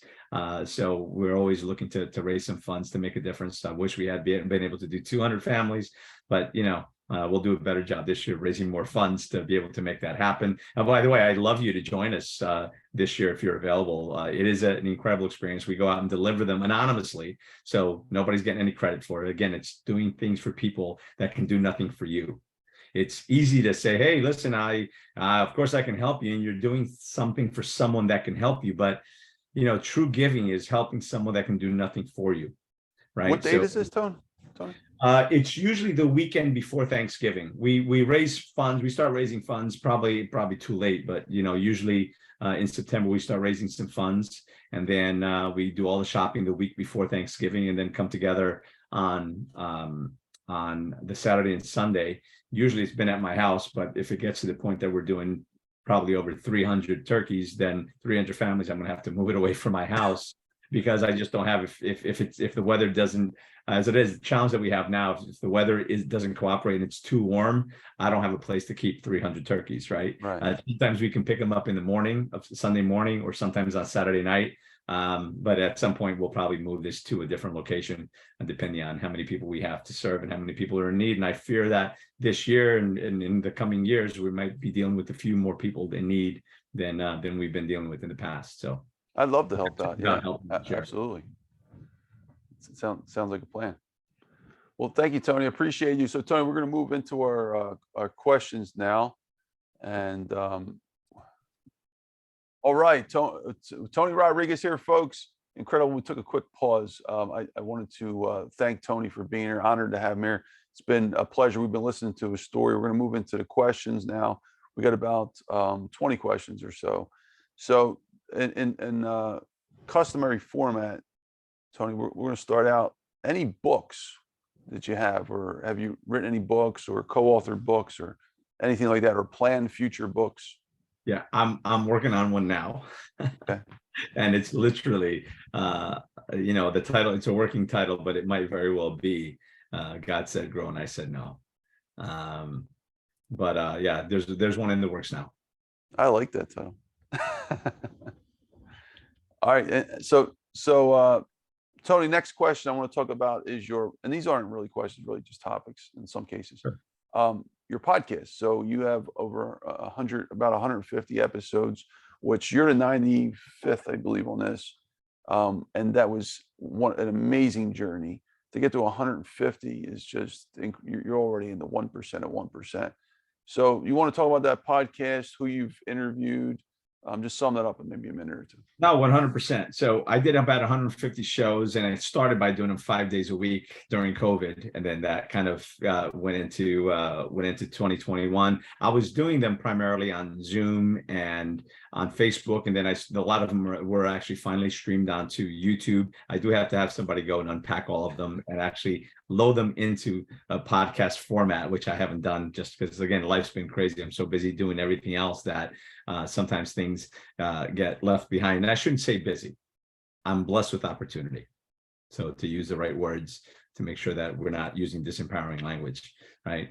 Blessed with opportunity. So I do have 150 podcasts in the hopper to start loading into iHeartRadio and all the other places, Apple Podcasts and everything else. So the people that I've interviewed, There's been some incredible people that I've interviewed, some of which you've interviewed as well. I've had Sharon Lechter, I've had Dan Clark, I've had Glenn Morshower, I've had Joseph McClendon, who's a dear friend of mine, who's Tony's partner. That's on stage with him a lot. I've had Master Co, who is a spiritual guy at the Tony Robbins events, and he's led meditations. Probably my biggest viewership on Facebook was probably on that one, probably 15 or 18,000 views. It's on Facebook alone. I've had Brian Bradley, which again is also connected with the Tony Robbins world through Egoscue. He's his body guy. So showing people, because this was on video, showing people how to get out of pain. So through the Egoscue method, which is an incredible experience. If you've never had that, I can forward that to you, and you can, again, put that in as Egoscue, Egoscue. You can go to egoscue.com, find out about that. Pete Egoscue has a book called Pain Free. Absolutely recommend it, because there's so many people in pain, and there's some pretty easy ways of getting out of pain, which is incredible. So he was coming on like every week. Every Saturday morning, we were doing that because it was a podcast, as much a podcast as it was a show to help people do that. And I've veterans, I've had a friend of mine, a quadriplegic that was raped, thrown off a cliff, and left for dead in the rocks and ocean below. That, and she's been in recovery ever since, and she's now getting movement now in her back. Just incredible people sharing their stories of survival and overcoming. I've had military veterans that were 24-year field combat veterans, and and sharing their experiences of growth and overcoming. Again, just people sharing their stories, their real raw stories of where they've been, how they got there, and how they got through it. Right. So that's really what the meat and potatoes of that is. I've had Eric Swanson on the podcast. I've had, like I said, a lot of the people that you and I know. Forbes Riley, I think, has been on the podcast as well. Who else that you would know? It's been an interesting experience, an interesting ride. So it's time to fire those back up. Matter of fact, I'll share a quick story that. I know story time is over, but I'm going to share a quick story. Gary Vee was supposed to be on my podcast, and I had gone to an event at the Wine Library, and he was talking about audio is the future. And I'm like, of course, audio. But it's here now, podcast and everything else. This is before COVID. And I drove home, and then when I was home, I was taking my kids somewhere. And my youngest son says, "Dad, Matt wants to ask you a question." Or vice versa, maybe it was the other one. The kids, I forget who was asking the question. And he says, but he's afraid to ask you.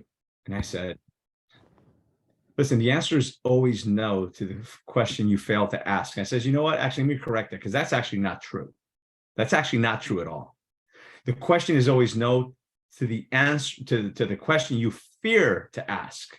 Because you didn't fail to ask it. You feared to ask it because you were afraid of what the answer was going to be.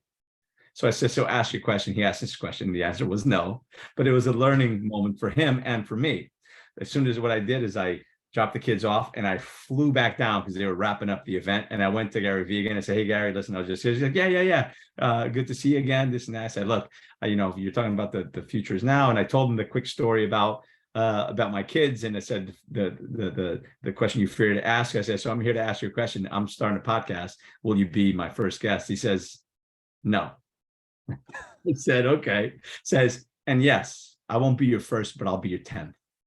In other words, he wanted me to he didn't want to be the first one, me tripping on myself, right? So it'd be the 10th, except, life happens, and I did 10 and 20 and 30, and there was COVID, and, it was just hard to get people. So but at some point, then I ran into maybe a year and a half ago, and he's like, yeah, I remember, let's get that set up. And then, so but now I haven't had the podcast going. So he'll probably be one of the guests coming up. When I refire up the podcast, it'll probably be guest 10 or something. I'm going to be true to that question. That would be an incredible interview, and we can probably bring him to Clubhouse, build him a big stage too, if he's interested. Yeah. If you're interested, sure. Yeah, that's funny. So Gary Vee, and funny thing about being the first episode. So this podcast, the first episode was Sharon Lechter, and I understand what Gary's talking about, because the first interview, still trying to get the camera right, this and that. By the 10th interview, right. it was pretty much ready to go. So I invited Sharon back. She's the only one that's been on here twice because of that reason. So Gary was absolutely correct. The second interview, the lighting was good. It was just much smoother. There was a format, there was a template. So yeah, it's going to be a great interview now that you already are an expert in it. Yeah, 100%. Definitely different than it would have been for sure. What have you learned though? So while we're on the podcast, what have you learned from the podcast, interviewing all these people? Like, is there a main thing that you've benefited from this for doing all Well, these? the answer is yes. And that's kind of the same answer to the power of Clubhouse. When you, first of all, starting is scary, but once you start to go, it goes back to the whole thing of courage. It's interesting because there's that quote that, and I'm not going to get into the whole thing, but it says, I asked God for strength and God gave me challenges to overcome. I asked for courage and God gave me opportunities to be courageous, right? So there's a whole poem behind that.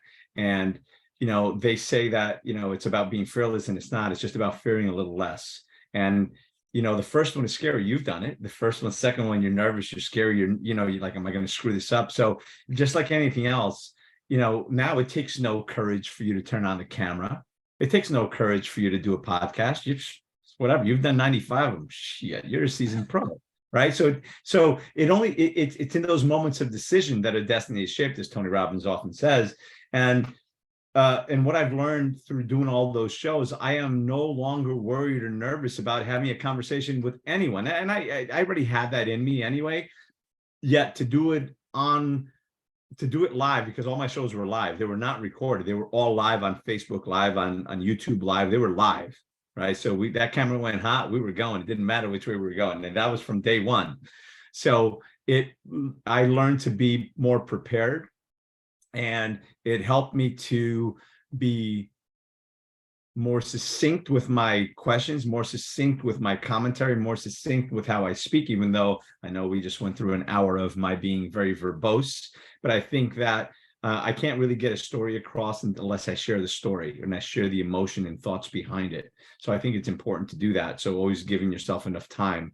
And because you told me we had 2 hours, I kind of, we maybe went a little longer than it should. But Okay. But what Clubhouse has done, what podcasting has done, what Clubhouse has done, it's allowed me to be even more comfortable having conversations with people I've never met, having conversations and being comfortable with being uncomfortable, I guess, is probably the answer to that.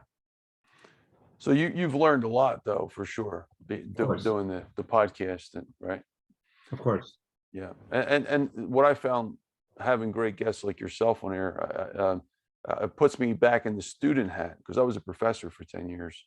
And I think for education, everyone who is a true knowledgeable person knows that you have to continuously learn. And I think a lot of folks that get to a certain level, they feel that they know everything, and that's the most dangerous position to be in. So this helps to level me back and get to learn from great folks. And you can learn from anybody. You can learn from a bus driver. You can learn from the person sweeping the street. Like that was me before. Like everyone has an opportunity to learn from everyone. And right. So, but here on the podcast, when you pick somebody out, you got to be prepared to have someone that can teach you for an hour and a half straight, or an hour and a half, so. Right. Yeah, it's a little more of a selective process, but you become a student at the same time. Would you agree? 100%. Listen, every time somebody says, I know, or they think they know everything, it's the wrong mindset. You need to stay coachable and teachable throughout life. That's just what you need to do. Because again, it's when you stop learning that you start dying. Think you know everything. When it's the day you think you're bulletproof, that's the day you get shot. Right. So we're always learning. Well, you know where that quote comes from, by the way. The day you think you're bulletproof is the day you get shot, is because aside from what's been happening in the recent years, it's just tragic what's happening with our police departments and the police force, and the disrespect that's being shown and the violence against police officers. But, historically in the past, many cops that got shot and died in the line of duty were usually shot in like the last year of their career. And that's because they got so comfortable. They've been doing it for so long that probably in the last year, they stopped wearing the bulletproof vest. And that's when they get shot. So it's when you There's think this psychological term. Sorry to interrupt you, Tony. There's a psychological term. It slipped my mind right now, but it's the same principle. Like when you're driving a car, it's associated with risk, right? Like I think it's cognitive association or something like that, where when there's a certain level of risk, you do like driving a car, and you just feel like you're even though the car's still driving 100 miles an hour, I feel so good. I do this all the time, but you forgot that it's still a risk because Yeah. your confidence level is so high, and it's off the charts. So, and it's not just No, yeah, I agree. And it's great to have confidence bias, I think. but you got to be careful, and again, it's that whole thing is when you think you know everything in business, if your business isn't evolving, if your business isn't staying up with the times, if your business isn't right now, if your business isn't online, you don't have an online presence, there are very few companies that are still thriving that don't do that. And that's because they have a niche market, niche product. But any company that's out there competing seriously, if you don't have a website, and if you're not doing that, you're not growing, you are dying, right? So that's the reality. And the same thing with our minds. If our minds aren't expanding, they're contracting. Your muscles, if they're not growing, they're contracting. You need to go and push yourself, push the limits, continue to read. Again, that's why leaders are readers, as you were saying. You have to continue to expand your mind, stay teachable, stay coachable, because it's when you say, I know. Well, you probably don't, because for the people if somebody's telling you something over and over again, you say, I know, it's probably because you're doing something that you don't know, and that person's calling you out on it. I'll never forget, I had an agent one time come into the office, and I was explaining something, and they're like, I know. And I got lost, and I'm like, stop, just shut up. You're in here because you don't know. Right. Otherwise, I wouldn't be taking my time to try to explain to you what's happening, because you screwed up and you put yourself at risk. So you didn't know. Right. So stay teachable, stay coachable. Everyone you meet knows something you don't. And if you're the smartest person in the room, you're in the wrong room unless you're standing in the front of the room on stage. And even then, you shouldn't be the smartest person in the room. Absolutely, Tony. And I just did a quick fact check. It was it's cognitive bias, but there's a form of that called overconfidence bias, and it's a psychological term. It's not just for a driving risk or financial risk. It's for everything. As you mentioned, physical risk, right? Like people who've been in this situation before, so many times they think that they're immune, that they can conquer it all the time, but the risk is always present. That's the main point. It doesn't matter how good you are. You jump in the ring with somebody that's really big. Just because you're a great jiu-jitsu guy, doesn't mean that you're going to win this next bout. So. 100%. Anything happens. Thank you, Tony. Appreciate you. What is it like to be a Tony I'm sorry. Let's go there. What is it like to be a Tony Robbins trainer for so many years? Now, you already gave us a glimpse of it, but if you can dissect it just a little bit more. First of all, the difference between a coach versus a trainer, open us up to that world, because I don't even understand it myself. Diamond Diva loves it, my co-host on stage, and so many folks, but for us that don't know about the Tony Robbins world, to explain your role a little better. Well, again, it's an interesting conversation, because coaching, there's so many coaches out there that, they go to Tony Robbins event, or they read a book or take a course, and now all of a sudden they're out there, they're a coach and they're charging people. And honestly, there's a lot of people making a lot of money that really shouldn't be, but because they're really good at marketing, they get the end result, they get the client, but they don't really get the impact. The client doesn't get the impact that they're looking for, because they don't even really know what they're looking for at times. Because oftentimes people come to you, they come to get what they want, but do you really let's just say sometimes I want to give people what they want, but I'm more interested in giving them what they need, right? And as a coach, you're not really giving them anything. You're just opening doors and inviting them to see. I say that a great coach is like a great teacher. You don't teach them what to think, but how to think. You don't teach them what to see, but where to look, so they can get their own answers. So a coach works through systems and processes, and not too dissimilar from a trainer, but as a trainer, you're doing things in person. Sometimes you're doing them online because of all the digital programs, but you're there, you're connecting with them, you're connecting with them, appreciating their world, forming that the bond, right? And it's about getting to know them, really listening to them, watching the body language. You're seeing where they're going. You're guiding them, perhaps, and you're using a lot of different tools and techniques to be able to anchor them, to have a safety anchor, so to speak, or a safe word, if you will. To some people, a lot of people know what that refers to, obviously in different contexts, but really to help them break down where they are and take them where they need to go. I've been blessed to be part of the organization because it is next level, without a doubt. And it's helped me so much. When I was going through the biggest struggles of my life was actually when I was promoted as a trainer. And I thought that was an interesting time because I was in a difficult place in many ways. Yet I think it's Buddha that says, or maybe it was Gandhi, says, if you're in a dark place, or if you're depressed, lose yourself in the service of others. And I think that that's a beautiful thing, because as you help people, and I said this earlier, sometimes when I'm helping someone, I am also filling my own bucket, because I get reminded of why I'm here and what my purpose is. And some of the most powerful people that I've met aren't necessarily powerful in the world or wealthy, but they have impacted me in a powerful way, were people that I've had these interventions with that have not just saved their life, but altered mine.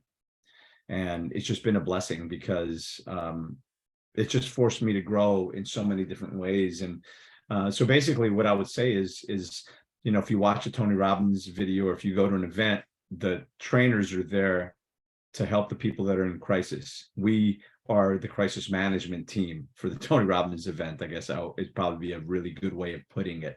And so we help people through the event, because Tony can't possibly get to everyone. And I'm going to say it again, if you've not been to a UPW or a Date with Destiny or one of his events. What's a UPW? It's Unleash the Power Within. Okay.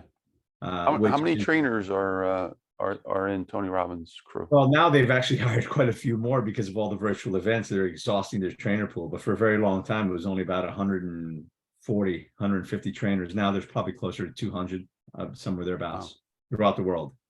So it's still a very small club, but it is an elite force of people that are there to help change lives.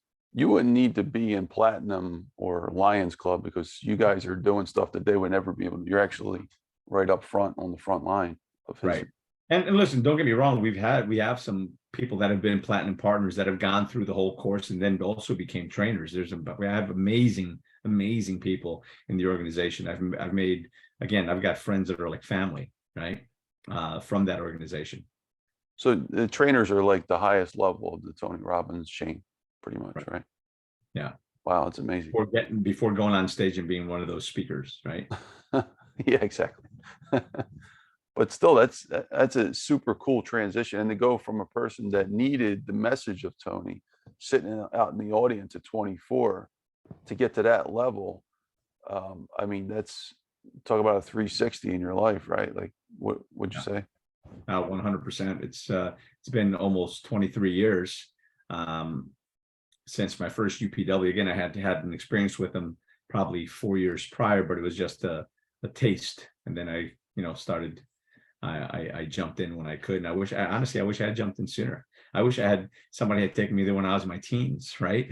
I wish, another project that he has, it's started off as a discovery camp for kids. And then now it's called the GILS, Global Youth Leadership Summit, where every year in, I believe it's in July, there's an event for kids, basically taking kids through a 6-day event, personal development and growth, specifically designed for kids, that Tony started. And it's absolutely amazing. It's done through the Anthony Robbins Foundation, and it's something that I've had the opportunity to be there in person as a coach to help kids go through it. And it was incredibly rewarding. And just to see kids go through the event now, I can't even imagine. I can't imagine what my life would have been had I been there at 16, 17, 18 years old. And if I had even been there at 24, and if I had gone in head first at 24, where my life would be now. Of course, I wouldn't change it, because I wouldn't be who I am today had I not gone through the struggles and the growth that I've had to go through myself. Sorry to change subject. Tony Robbins' main event is called UPW. That's what it is. It's his main event. It is. That's kind of the intro event, though. That's the shortest of his events at 4 days. and it's the most cost effective. I like to call it that's the appetizer, even though it's more like a brunch, right? It's not an appetizer, it's a brunch. And then Date with Destiny is by far the 7-course meal. Wow. And then, of course, then you transition to business, and Business Mastery 1 and Business Mastery 2 is just freaking incredible. It's a date with destiny for your business. Absolutely freaking game changer. And then he has Life Mastery, which is all about health and wellness. And you know, because all the other events work on your head. And then Life Mastery also talks about emotional health, but it's really about physical health and vitality. And then Wealth Mastery is about your financial health, right? So there's just tremendous programs. And then, of course, he has the other one that he has is Leadership Academy, which is a leadership bootcamp, basically, which is the first entree into leadership in the organization, and ultimately a trainer, if that's the path that people choose to go on. Not that I was on that path. I was you know, I was just about the learning. I wasn't really looking forward to, my target was never to be a trainer. It just happened. Just like my target was never to be a life and business strategist or mentor or advisor. It just wasn't. I mean, I guess I would always be a mentor and advisor, because I think it's important to always reach back and help the next person up. You know, be the mentor to be the person you wish you had when you were going through whatever you were going through as a kid, as an adult, whatever it is. So I'd ultimately be that anyway. But who knows where life would have been. But yeah, it's been a great ride for sure. And Tony, out of so you're very busy right now. You've got a lot of things going on. You got a business, you got the EXP, the new business, Clubhouse, all these different things.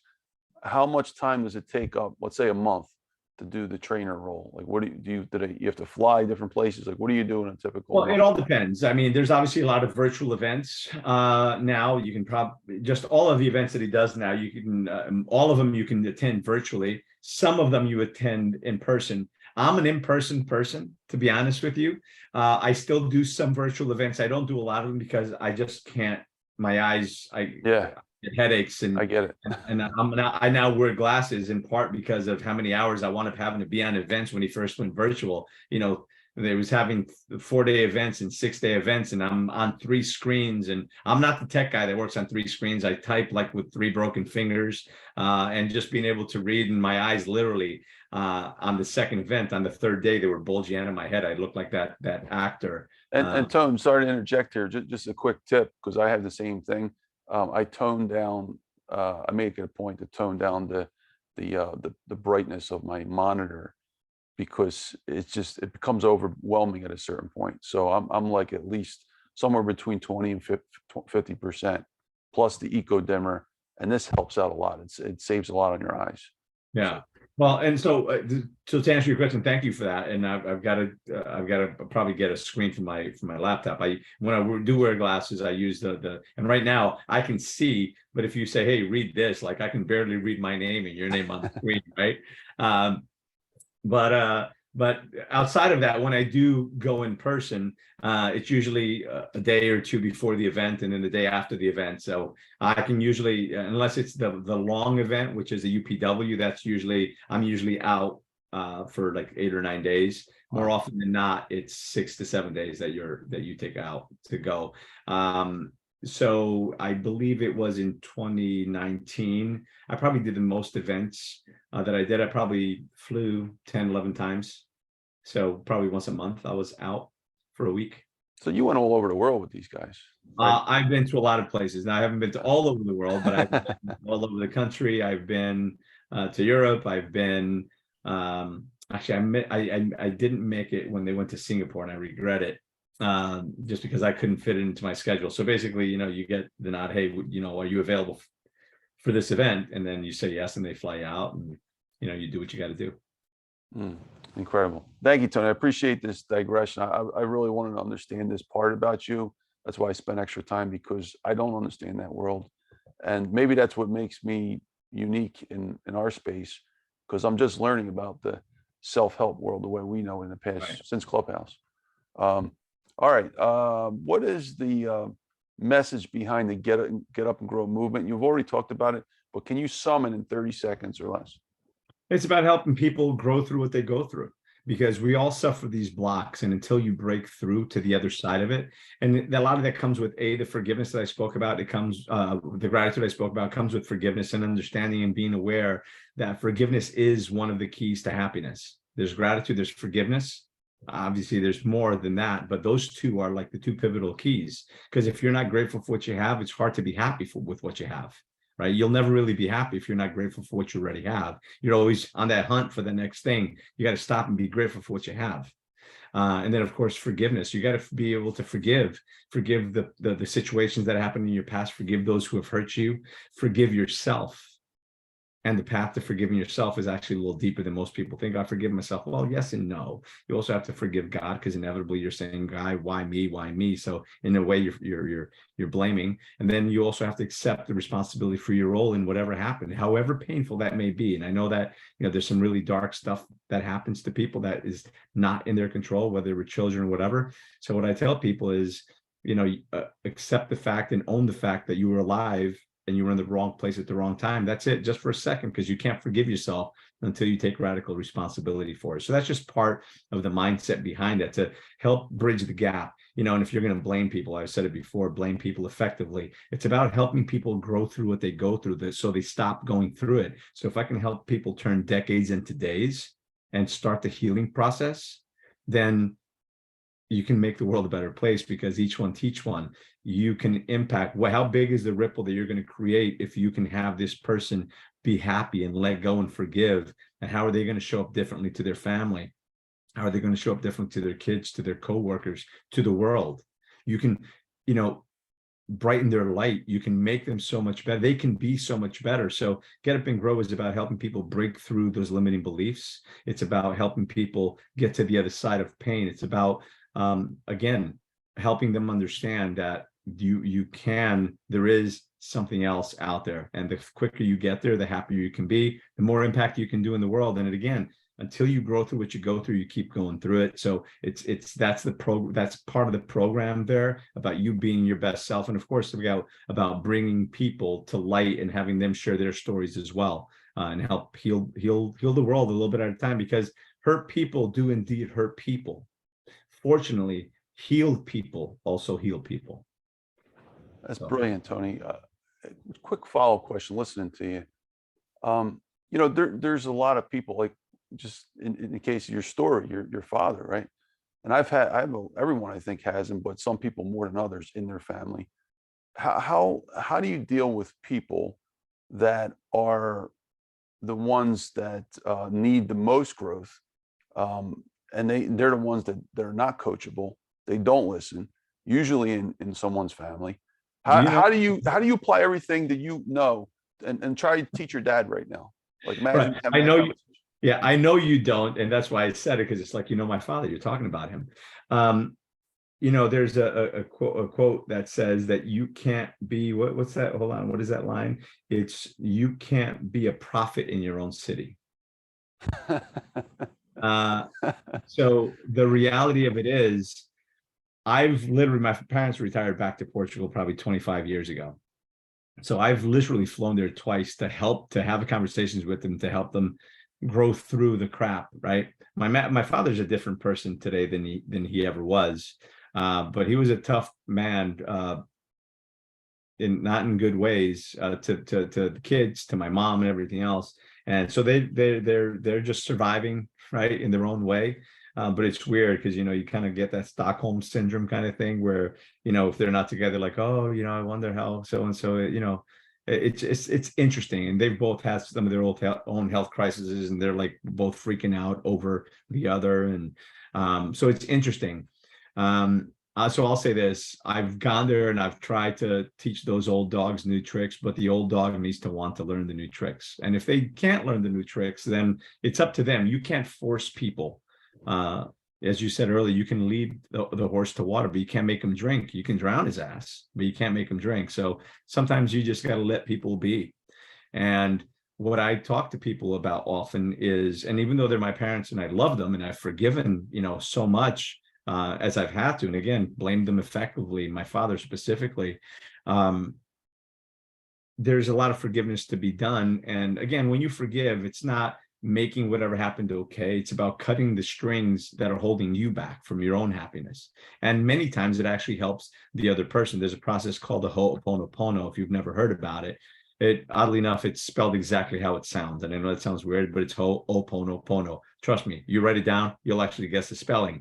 And it's an ancient Hawaiian spiritual prayer of forgiveness. It's more of an incantation of sorts. And when you do that, you free yourself from the prison that you've built. Because if somebody did something to you 30 years ago and you're still suffering it, you're the one doing it now. They victimized you 30 years ago, but now you victimize yourself for the last 30, right? It's about forgiveness of them, forgiveness of yourself, so you can let that stuff go. Now, that doesn't mean you have to go spend time with them or even tell them in person, I forgive them. And all this to say that, coming back around to answer your question, is the way you deal with, that's a toxic person, is ultimately where I'm going with this. So my parents, love them, but they're toxic. They have the negative mentality. They, as much as I try to help them, again, I'm just their kid, and, you can't be a prophet in your own town. So I help as much as I could, and then I got to walk away, because otherwise that starts to affect me. And, Tony Robbins and many people say, listen, you got to eliminate toxic people in your life. Well, you can't eliminate everybody. You're not going to eliminate your parents. You're going to eliminate your siblings or Right. your best friend from high school. But if they're toxic, you also can't hang out with them every day. Yeah. As an example, if you're happily married and every time you go out, you go hang out with whether you're a man or a woman, you go hang out with your 5 of your best friends that are divorced, you're going to come home and have a problem with your wife, because that's just what's going to happen, because it's the energy, right? It's the toxicity. If guys or women or men, if you start talking about the problems with this woman, that woman, the other, you come home and you start looking for those problems, because your reticular activating system is tuned into that, and you start to make up stuff that doesn't exist. So toxic people happen that way as well. If you hang around with negative people, you will become negative. Again, the whole thing, growing up, you heard it, I heard it. You birds of a feather flock together. You lay down with dogs and you get fleas. All of those stories now we hear, you become the average of the 5 or 6 people you spend time with. And it's absolutely true. So if you hang out with negative people, you will be negative. If you hang out with everybody that you hang out with makes $50,000, $60,000, $70,000 a year, that's what you're going to make. You may get to 100, but chances are you're not going to get to more than that, for multiple reasons. We're not going to get into it. But I promise you, if you raise your level in your sphere of influence, you start hanging out with people that are making 200 grand, you'll be the 6th. You hang out with people that are making 5, 6, 700,000, you'll be the 6th. You hang out with negative people, you'll be the 6th. You hang out with criminals, you'll be the 6th. You hang out with drug addicts, you will at some point be the 6th. Again, doesn't mean you don't spend any time with them. It means you limit your time, you limit your exposure. Just like you go to the dentist, they flicker the x-ray for about a split second, bang, and everybody that's taking it is behind the lead wall. They give you lead things so you're not getting radiation anywhere else. Why? Because prolonged exposure to toxicity will kill you. So the same is true for prolonged exposure to toxic people.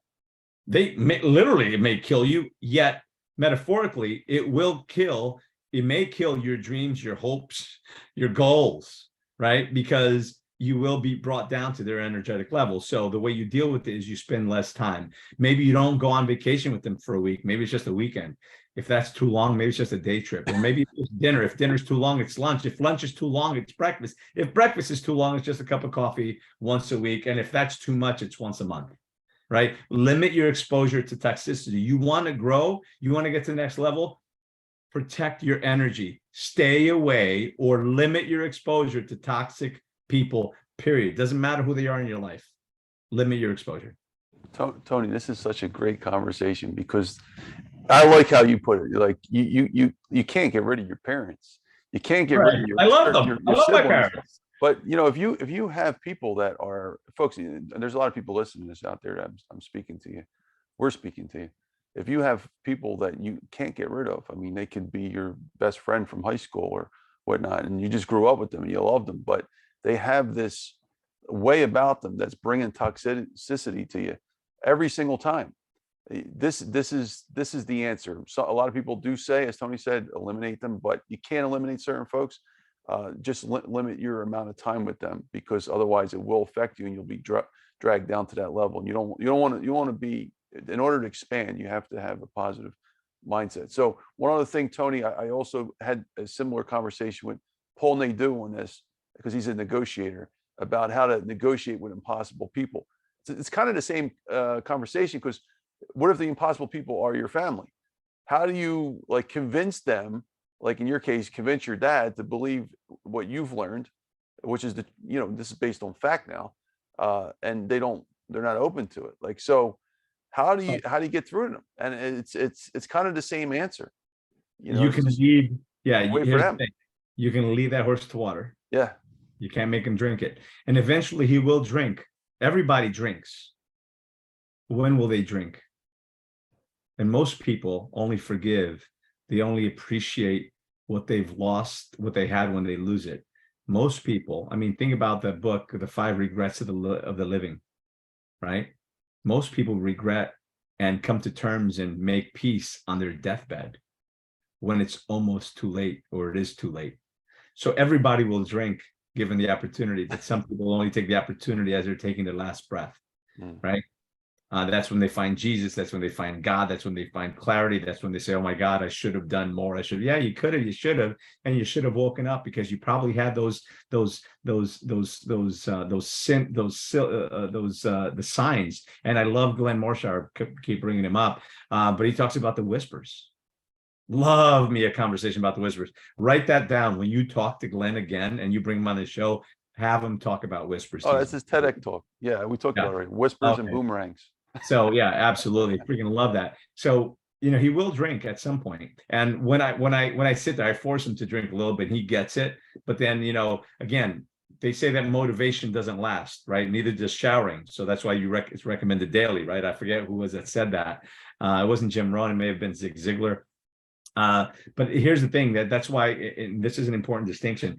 So the distinction between motivation and inspiration. Motivation is external. So if I'm here and I'm talking to you and I'm pumping you up, people go to Tony Robbins event, they're like, "Oh, rah, blah, blah, rah, rah, rah," and then they leave. And if they don't stay connected to the environment, they don't stay connected to the work, they don't do the work, they settle back into old patterns, right? Because the further away in space and time that you get from the source of motivation, the more it tends to wean away, and you sometimes tend to settle back. Of course, you never really go back to where you were, because you can't unlearn, you can't unsee things. You can choose to, but it's there. The knowledge, once you know.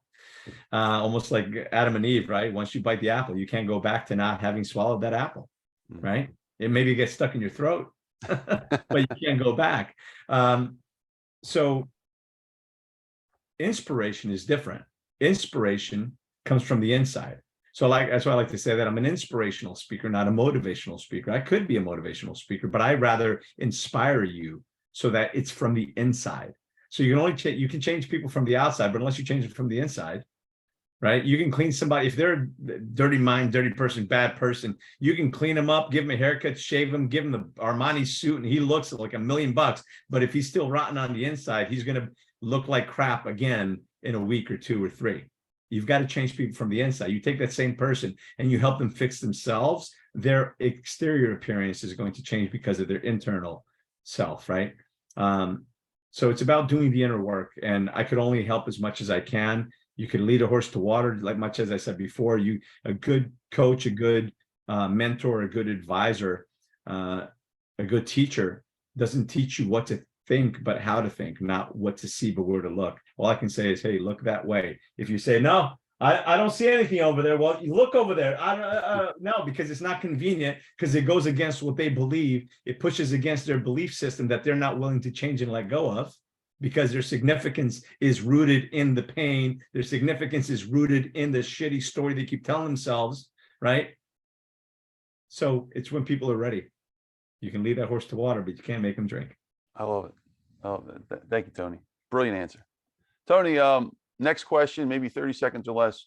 So, and I just want to preface this first. So my last book, and I know this sounds a little weird unless you kind of dive into my world. So I wrote my first book, The Necessity of Finance, for my students about 10 years ago. Actually, tomorrow, 10 years ago, February 10th. Congratulations. Yeah, thank you. And the conclusions of that built up, and I kept studying what is so different about my writing and the word survival and struggle kept coming up. I'm like, maybe is it my martial art background? Is it my tough upbringing in Philadelphia? Struggle, survival. And by the time I got to the third book, I realized I have to make this connection. And I went deep on the subject of survivalism, the science of survival. And my whole first part to connect the levels of the concepts in there was a great overview of survivalism. I studied a lot of major survivors in history, et cetera. And so when I found out that you were very into this subject, I had to bring a question onto the podcast. So why do you like survivalism so much? You got bees in your garden. You do a lot of very interesting stuff that preppers do and things like that. If you would like to talk about that, feel free. Well, I'm not a prepper. I mean, don't get me wrong. If shit hit the fan tomorrow, I'll be all right for a while. And I'm ready, prepared, ready, willing, and able to protect myself, my family, and my property. Let's just say that without going too much further into it. But I am a big believer in preparing for the worst and hoping for the best, but preparing for the worst. Again, not prepping. You come into my house, I don't have all kinds of stuff stacked away, but I do have reserves. And I think it's a super important thing. I mean, think about what's been happening in the last couple of years with this pandemic. That's right. It wasn't a mistake. The pandemic that happened. Think about what happened in the shortages of toilet paper of all things, and the shortages of this and that, and water and milk and all of these things.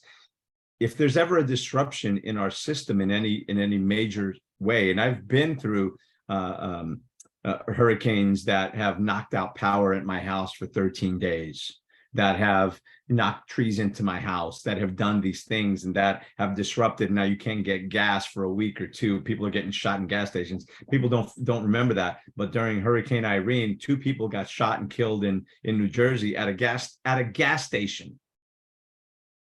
People don't understand how quickly things can break down when supply chain is disrupted. And right now we're so reliant on technology and on supply chain. So I think it is important. I honestly have a well, I have a generator. And if the power got turned off tomorrow, I'm probably good for a week or two, right? Between power generator, running water, I've got propane for gas. I got a wood burning furnace that I can heat my house with wood if I really chose to from the outside. I've got an organic garden. I've got chickens. I got eggs. So I like to be self-reliant and know that I have the ability to do that.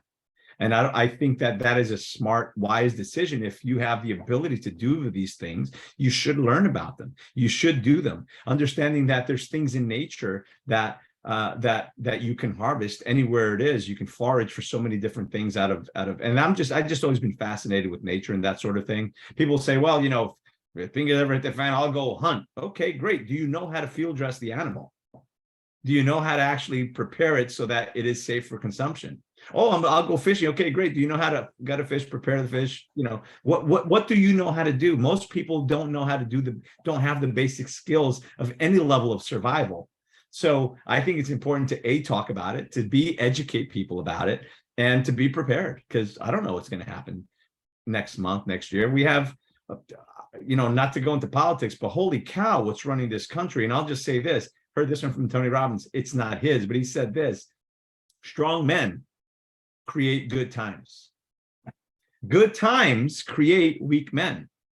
Weak men create bad times. My friends, we are in the time of weak leadership and hard times to come. Fortunately, the hard times create strong men, and the cycle starts again. And this is a 100-year, the long life of a human being goes in 4 cycles. We're at the end of the 4th cycle, and it will start again. It's the centenarium. If you want to look that up, fascinating, by the way, look that up, the centenarium. And we are in the time of weak leadership and weak men, unfortunately. And I hate to say that. And if you're rubbed the wrong way, not you, but if you're listening and you're offended by it, well, sorry, not sorry.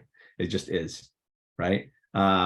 And I'm not a doomsdayer. I'm not a prepper per se, yet I am prepared. Thank you, Tony. Brilliant response. Can you say that quote one more time? Which one? Strong times create, start over. Maybe you can edit that out. Good times, pause. Bad times create strong men. Right. Strong men create good times. Good times create weak men. And then weak times create strong men, and the cycle starts again. Mm. Yeah, thank you. That's brilliant. And you know what you said, I mean, this is a short way of saying it, a very effective way. But like other competing countries that are on the wrong, they're trying to bring us down without going into politics. They know this we're not going to too. go into politics, but I Yeah. will speak to this. They know this too, though, Masculinity. right? Like, and so What's that? they're operating on that, and they know that we had weak men for the past 20 years. That's why it was perfect timing to do this perfect storm. 100%. Let me tell you something. The fact, and again, this isn't politics. The fact that our current leadership lets our biggest enemy in this country is China by far. It's the enemy of the world, by the way. If anybody doesn't understand that, it's not the Chinese people; it's the Chinese government. They were able to fly a balloon from Alaska all the way to Montana and said, "Oh, we didn't know it was there." I call bullshit, but whatever. And if they didn't know, if the administration didn't know, then everybody at the top of NORAD and our military, everybody at the top should be fired. But then they knew about it and they didn't shoot it down until it went all the way across North Carolina into the ocean before they took the action of shooting it down like it's real courageous. No, you didn't want to piss off China, so you shot it down after they harvested all their information. And then you didn't just shoot it down with bullets to come down slowly to actually analyze the stuff. You hit it with a cruise missile and you obliterated the hell out of any electronics that was there. And now you're spending our money with divers in the Atlantic looking for specks of technology at the bottom of the ocean. It's crazy. It's nonsense. We are very much in the time of weak men and hard times ahead. The reality is that's happening in just about every Western country.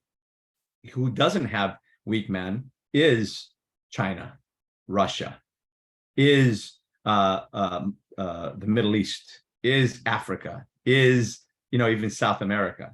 Because masculinity has been under attack in this country for the last 20, 30 years. The whole fallacy of toxic masculinity, which is just tremendous horse crap. There is no toxic masculinity. If you're dealing with the toxic masculine, you're probably dealing with an a-hole. Sorry, I know I'm not correct, but trying to give you, and the reality is you're dealing with not a good person. It's not toxic masculine, because a safe man isn't necessarily a good man. Just like a dangerous man isn't necessarily a bad man. I think Jordan Peterson explains it the best, is a good man is a dangerous man that is under control. Because if we go to war, do you want the weak men that we see leading our country, the weak leaders that we're unfortunately creating? Do you want these weak people going to fight and to defend your property, your home, your family? Or do you want a strong man, a masculine man? Something to think about. But that's a conversation for another day, because we can go really deep on that one. Beautiful. Thank you, Tony. Appreciate it. All right, man. So what are the top lessons you've learned in real estate business? Maybe 30 seconds or less. So boil it down, your whole career. I mean, you spent a lot of time real estate, from construction to brokerage, you know it. What are the top 30 seconds? Just come right off your tongue that you've learned. Well, the first thing in real estate, if you're investing in buying and flipping, you remember this: you make money on the purchase, not on the sale. The sale is when you realize the profit, but you make money on the purchase, because if you buy it right, you'll always make money. You buy it wrong, you're kind of screwed. You got to get lucky in order to make that work. B, make sure that you're surrounding yourself with the right people, surround yourself with the right team, the people that are doing things right, so that you don't have to figure it out on your own. Number 3, follow up, follow up, follow up. You have to follow up. If you don't follow up, the secret is in the follow up, whether it's to continue to work your network and have that repeat business and have the evergreen business that you want. It's all about follow up. It's all about appreciation marketing. Let people know that you appreciate them. So that's a really important component. Number 4, get yourself an assistant. Whether it's a virtual assistant, an in-person assistant, get someone that is going to help you be the best version of you, to free up your time to work in your zone of genius. Stop wasting your time on the things that you're not good at and that you don't like to do. Hire that out. There's no reason you should be doing a $10 or $12 or $15 an hour job of licking envelopes and sending them out. You should suck it up, hire somebody to help you do that, to send out the follow-up emails and everything else, to do the things you don't want to do, so you can free up your time to go out and be that rainmaker. So there's 4. Brilliant. Thank you, Tony. Brilliant response. Why do you like Clubhouse so much? Maybe 20, 30 seconds. It's actually the first social media platform that I was an early adopter in. I ran away from Facebook for like 5 years, ran away from Instagram for about another 5 or 7 years. And I wish I hadn't, because if I had, I might have been one of those big time influencers, people, because there's people that have been on for 10 or 12 years, however long it's been going on, that are really a big old voice in the platform. And I'm not. Specifically because I only started growing my Instagram maybe 2 years ago, 3 years ago, maybe tops, in an already crowded field. Same thing with Facebook. And Clubhouse was something that came in at the right time. We're all landlocked. There is so much that I've learned, and I continue to learn, that I figured, why not share it? So I was an early adopter of it. I mean, not as early as most. I was not part of the beta team, and I didn't come in November when most did. I came in January. And it took like a week or two before I actually came back in. So it was probably January 15th or 18th by the time I started getting engaged. And then I jumped in. I've got so many amazing people. And it's a platform that allows me to help other people at mass, at scale. It's not just the one-to-one, it's the one-to-many. And it gives me the opportunity to have a voice to help somebody. Because if I'm in a room and I'm speaking in front of 100 or 200 or 300 people, and I can change one life, save one life, shift one perspective that then goes on to shift their life, that ripple effect, not knowing where those waves will, what shores they'll wash up on, and who's going to be helped by something that somebody heard. Because I'm here sharing information and knowledge that I wish I had when I was going through those difficult times. And I was fortunate to have a couple of people reach out to me when I was going through those difficult times. And here's the thing, and I'll go back to say this based on what we were talking about before, about the people that are in your life. There are a lot of people that are no longer in my life that were in my life 10 years ago. People that would sit at my table, that when things went south, to no fault of my own, they walked away. Like, oh, no, they didn't call, they didn't nothing.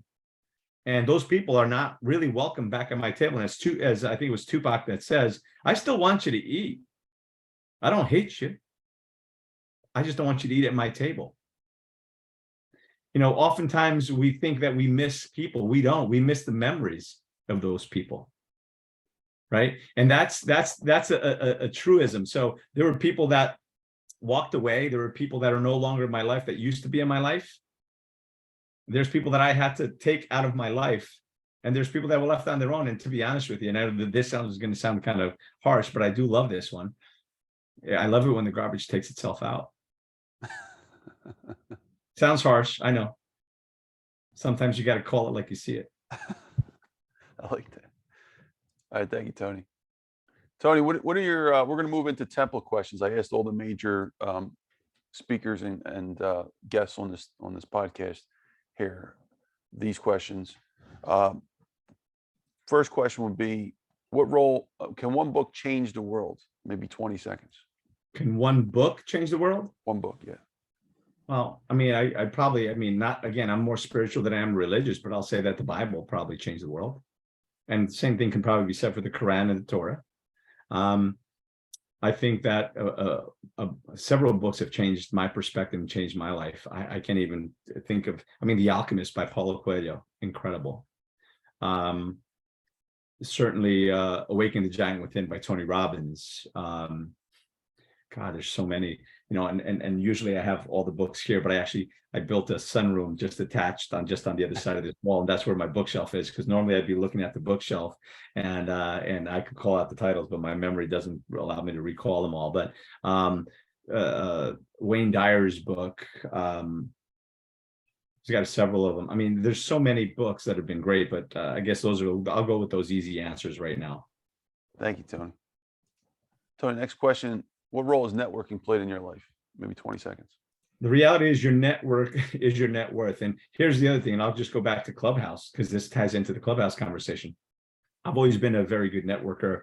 I literally know people all over the world now, especially with the Tony Robbins events. I can literally travel the world and just visit people everywhere from Japan, different countries in Africa, China, Australia, New Zealand, Chile, Peru, Argentina. I've been to Ecuador. Somebody hired me to go down and help them manage their 3-day event, and I turned the whole thing on its head, practiced the heck out of my Spanish. Brazil, I can travel to every corner of this country, Canada, Alaska, Russia. I can literally go everywhere and know somebody. So networking is super important. What Clubhouse has done is it has accelerated my network by at least 10 years, maybe 15, because of the different people that you get to meet. So I love meeting people. I am a people, and I am an in-person person. So networking is everything. Your network is your net worth. Your relationships, the quality of your relationships determine the quality of your life. Even when I was going through the difficult times that I did and the losses that I suffered, I even said at one point, I'd rather lose it all and keep the friendship, keep the relationship, because I am a relationship person. Relationships to me are worth more than money. The money will always come. That's brilliant. Thank you, Tony. Is mentoring important? Who are some of your mentors? 20 seconds. Mentoring is absolutely important. Not only is mentoring important to receive mentoring, but it's equally as important to give mentoring. Some of my mentors, directly and indirectly, Tony Robbins, Brendan Burchard, Gary V, again, indirectly, Wayne Dyer, the books that I've read, Maya Angelou, Jim Rohn, some personal friends that I'd rather not mention their names. There's been so many mentors. I think it's also important to be the mentor for other people, to help other people that are struggling. And people talk about in business, oh, who's your avatar? I'll tell you who your avatar is in case you don't know. It's who you were when you were struggling. That's your avatar. Go back and help that 40-year-old version of yourself, or that 30 or 35-year-old version, or 23-year-old version of yourself, whatever, or 55, 60-year-old version of yourself, whatever time that you struggled and whatever difficulty that you wish you had somebody, go and help that person at that time going through that situation. Be the mentor that you wish you had. The reality is people say, oh, it's lonely at the top. No, it's true. It is less crowded. And I'm not at the top yet, but of course the top has different levels of plateaus. I'm not at the top. I'm not where I want to go. But if you are at the top and you think it's lonely at the top, that's because you've done a piss poor job of helping other people climb the ladder with you, right? So absolutely. Hope that answers that. That was a brilliant response. Thank you, Tony. Appreciate you. What are your favorite financial books, if any? Money, investing, any of that stuff you can lump. Tony Robbins came out with a book, Money Master the Game. Freaking brilliant. Holy cow. Absolutely recommend that. Again, I'd have to go outside and look at my shelf because, I read books, I listen to books. My Audible is just, filled with different books on finance and mastery and everything else. I can tell you that one of my mentors in business is actually my partner, Jason Cisneros. And his teachers were Tony Robbins. His teachers were Keith Cunningham, who's also one of my mentors in business. If you guys want to check that out, Keys to the Vault. Keith is incredible. So those are, I guess, a couple of that I can throw out top of my head. Thank you, Tony. Tony, next question. Do we need money to survive? Maybe 20 seconds. Yes. Not only do you need money to survive, I mean, of course, if you're an outdoor, you want to live in the woods, you could technically do that, but you're always going to need some money to buy tools, to get energy, to get electricity, to get, electronics, whatever. There's always a need for money. Money is not everything. I think relationships are more important than money, but money, is you can always get more money. And I was speaking yesterday in a group, and sometimes depending on how liberal the group is, it's interesting because so many people are anti-capitalism, but of course capitalism is an important part. It's what's made this country. It's what's decreased poverty and levels of poverty in the country in the world from probably 75-80%, 100 years ago to 37 to 35% now. I believe that if you have a mission and a passion and you want to do something, it takes resources to do it. So it's incumbent upon you to do the best you can make as much money as you can so you can make more impact in whatever it is you say you want to do that. Part of the mission in Vanton J, which is one of the companies that I'm affiliated with as well, and I'm very deeply affiliated with them. I'm certified with them, which is a business consulting company. The model there, which is also a sister model to what we're doing at Nobleus, because obviously the founder, Jason Cisneros, is the same person. And it's helping good people make more money so they have more time to do more good. And so the more money you make, the more good you can do with it. And money is not the root of all evil. The love of money is, and money does not bring out the worst in people. It brings out who they really are. If you're an ass before you had money, you're a big ass when you have money. If you're a good person, giving person, you're still going to be a good and giving person. Of course, what happens oftentimes when people come across a lot of money, lottery, or some really quick way of making money, the people that made all this money with crypto, they surround themselves with leeches and people that are not good for them. Think about Mike Tyson and all the money he made, $500 million, and he went broke, right? Because of the people that you're surrounding yourself with. So money's important. Money could be bad if you don't know how to manage it. It's important to understand the rules of business, the rules of money, how to manage money, what money actually is. It's a tool. Money is not evil. That's like saying a hammer is evil or a gun is evil. Not evil. It's what you do with it and the person that's holding it. Thank you, Tony. Brilliant response. And as an extension of that question, we're almost done, by the way. Just a few more questions. We'll wrap it up. Is finance necessary for everyone? When I talk about finance, I'm talking about the science of finance that has to deal with managing money and all that other stuff. Maybe 20 Only seconds. 100%.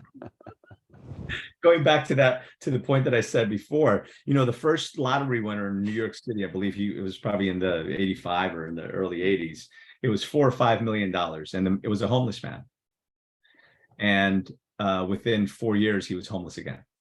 Now, $5 million in the 80s is probably like 30 million now. I mean, I don't know, you're the finance guy, but certainly it's 20, 25 million.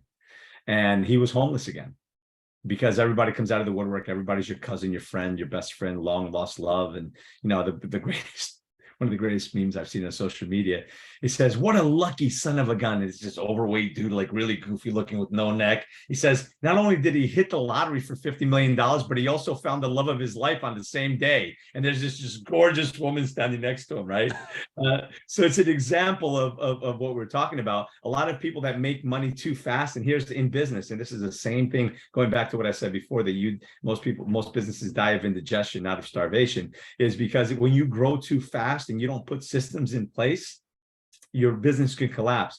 When you make money and you don't put systems in place to protect your assets, not only will the government come take a whole hell of a lot from you, but when you die, they're going to come take a whole hell of a lot from you. And if you don't know how to manage and be creative and use the resources that are available to us, legal resources that are available to us to protect your assets, to protect your family, their future, then you're making a big mistake. So yeah, finances are super important. I wish that instead of teaching children about alternate lifestyles and transgender and all the things, not to get political, I wish that they would teach kids about finance and things that are really important instead of these nonsense, so much of the nonsense that's being pushed in today's world. I wish we went back to the basics and actually taught kids. I wish I had learned more, because even though when I was in school that wasn't being taught, but there was still stuff that was being taught that would never really be used. But we need to bring back or implement financial, not only financial, but emotional intelligence, right? Wisdom, and teach people so that they can know. Because so many people go into business, they don't know crap. I didn't know crap about business. I didn't know crap about finance. I didn't know crap about real estate. And there was nobody there to help me. I learned it on my own by falling down and getting up and busting my head and cracking it open again and getting up again, because I'm a bad quitter. But most people aren't bad quitters. They're really good quitters. I've tried everything. No, you've tried one thing, right? I'm just stubborn. I'm a bad quitter. That's fine. Thank you, Tony. Tony, three questions left, and I think you'll like this one. How important is having a purpose? Is actually a double question. What is your purpose? So if you can actually spell out your purpose. But first, how important is having a purpose in business? Having a purpose is everything. No one is more blind. I think this is Helen Keller quote. No one is more blind than people who can see but have no vision. Right? if you don't have a purpose, if you don't have a goal, you don't have a target. It's easy to have, it's okay to have a financial goal and you get there, but success without fulfillment is failure. Success without fulfillment is failure. So if you're not giving back, if you're not contributing in any kind of way, then what are you doing? You know, and I'm not going to go into the whole thing, but Tony Robbins talks about the 6 human needs, which is Maslow's hierarchy of needs, and it's 6 human needs. It's the need for significance, feeling important, the need for certainty or security, the need for uncertainty or adventure, love and connection. Those are the top 4. You need those. You can't really live without those, right? You're really unhappy if you're not tapping into 1 or 2 of those on a regular basis. And then you have the need for growth, to keep learning. Again, if you're not growing, you're dying. And then, of course, there's a need for contribution, giving back. Unfortunately, most people tap into that contribution when they're like nearly dead, right? When they're really old and now they can't even see the fruits of their labor. They can plant the trees, but that they'll never be under the shade of. And all of us should do that. And how great would it be if we can plant those seeds in people along the way? Because it's not what you leave for people. Life is not about what you leave for people. It's what you leave in people. It's the impact that you make, right? Not what you leave for them, what you leave in them. And what you leave in their hearts, because you can't take it with you. So having a purpose is freaking everything. If you have no purpose, then you're going to be unhappy. You're going to be that miserable old bastard. You're going to be Scrooge, right? Because you didn't have a purpose. And what's your purpose, Tony? In one sentence, if you can say, my purpose is. Listen, my purpose is to help ease suffering in the world. Take care of my family, to love and to be loved, right?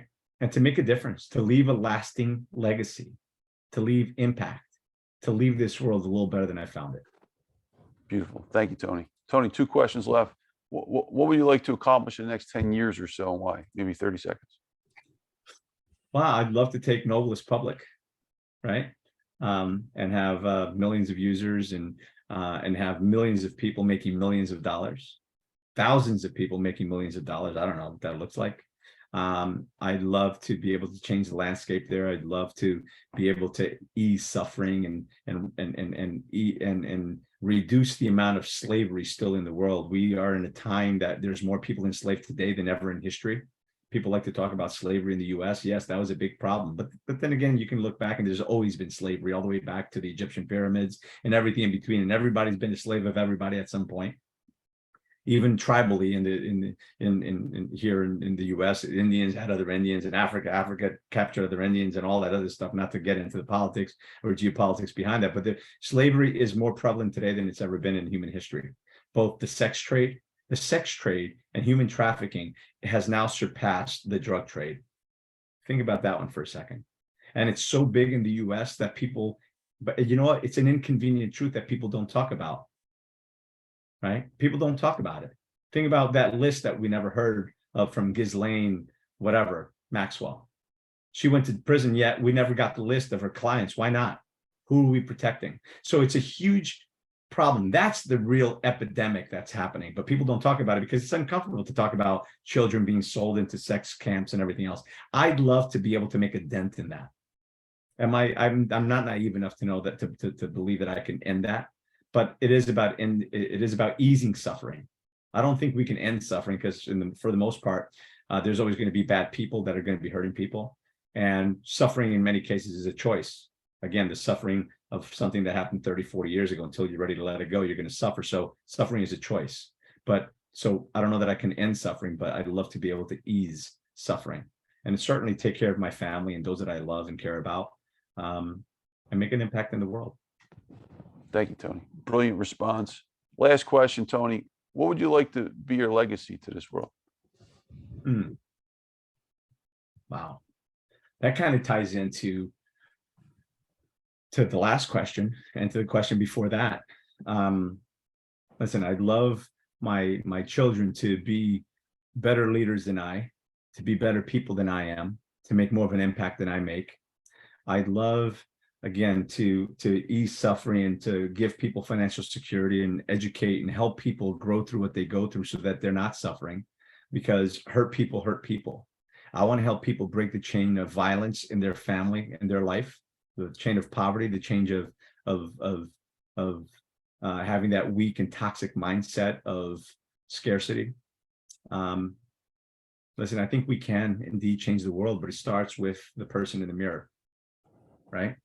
It starts with being the leader and leading yourself, being the best version of you can possibly be. Then it's about creating and raising other great humans, right? Because we all hear, what kind of world are we leaving our kids? Well, what kind of kids are we leaving our world is my answer back. So it's about helping educate people so that they are better people and understand what that means, and make people aware of the opportunities that are available to them, and that are the possibilities are endless, that are where our minds are so much stronger than we even understand. And I'm only starting to learn, right? I'm only just starting to learn what I wish I had known a long time ago. So it's about making an impact and leaving a legacy. Again, it's not what you leave for people, it's what you leave in people.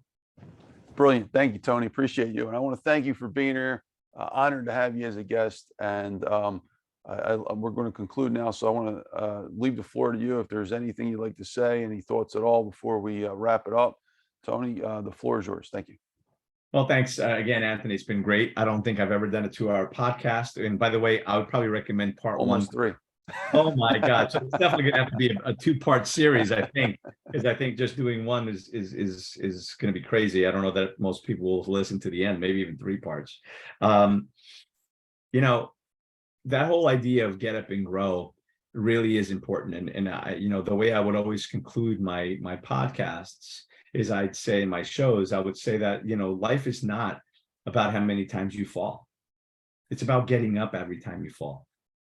And it's about how elegantly you walk through the fire, because we all go through the fire. We're all forged. By the way, the biggest problem most people have is that they think they shouldn't have any problems. Problems, however, are challenges. They're there to force us to grow into who it is that we're destined to become, to have and do the things we want to do. We must become the person that's necessary to be able to do those things. Again, as the man in New York that won the lottery, he wasn't prepared to get the $5 million, so he lost it.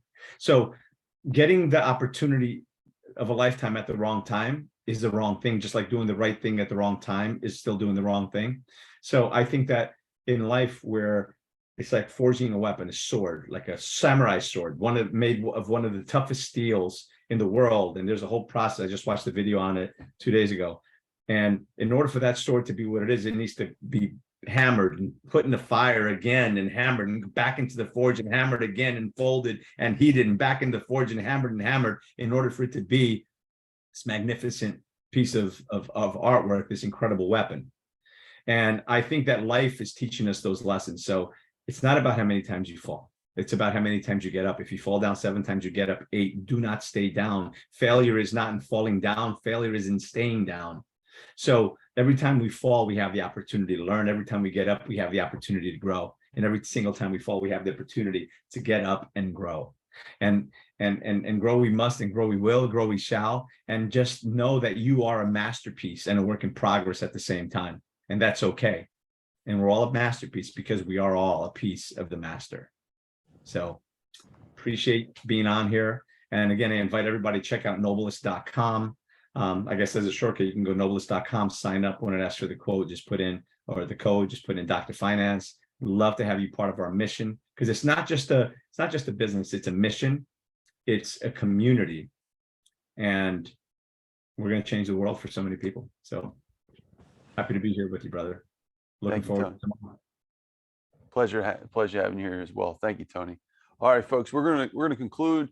Folks, this is Dr. Anthony, Criniti IV here, also known as Dr. Finance. You've been watching the Dr. Finance Live podcast. Here's the website right here, drfinance.info. Check it out. We're also going to blast this out to YouTube and all the major podcast directories. I have a podcast page on this website too, just with the / and then I believe, and then it's podcast, but you'll see it once you get there. And we have a lot of the episodes there as well. Also, if you want to learn about finance, check out The Necessity of Finance. My first book, wrote about 10 years ago from tomorrow, was published. I wrote it longer than that. But then the second book led to The Most Important Lessons in Economics and Finance. Finally, The Survival of the Richest, the 500+ page book, marrying many subjects together: survival, economics, finance, biology, saving the world. So check it out. Thank you, folks. Appreciate you. And Tony, where can we get more info about you? You have a website or social media besides Clubhouse? Yeah, again, if you just the easiest way, you go into your search bar, put in hashtag or no hashtag, just put in get up, the letter N, grow, get up and grow, or go to getupandgrow.com. And of course you can go to Nobleus.com as well, and we can connect that way via email, social media, Twitter, same thing, just put in my name. And of course on Instagram, Tony Rodrigues 2.0. I love that one. And folks, also Clubhouse tomorrow, if you're around, if you're watching this in time, tomorrow, February 10th, 2023, I'm going to have a special edition in honor of my first book's 10th year anniversary. It's very hard to say you've published a book 10 years. It's incredible. But Tony's going to be the main guest speaker in the Finance Club.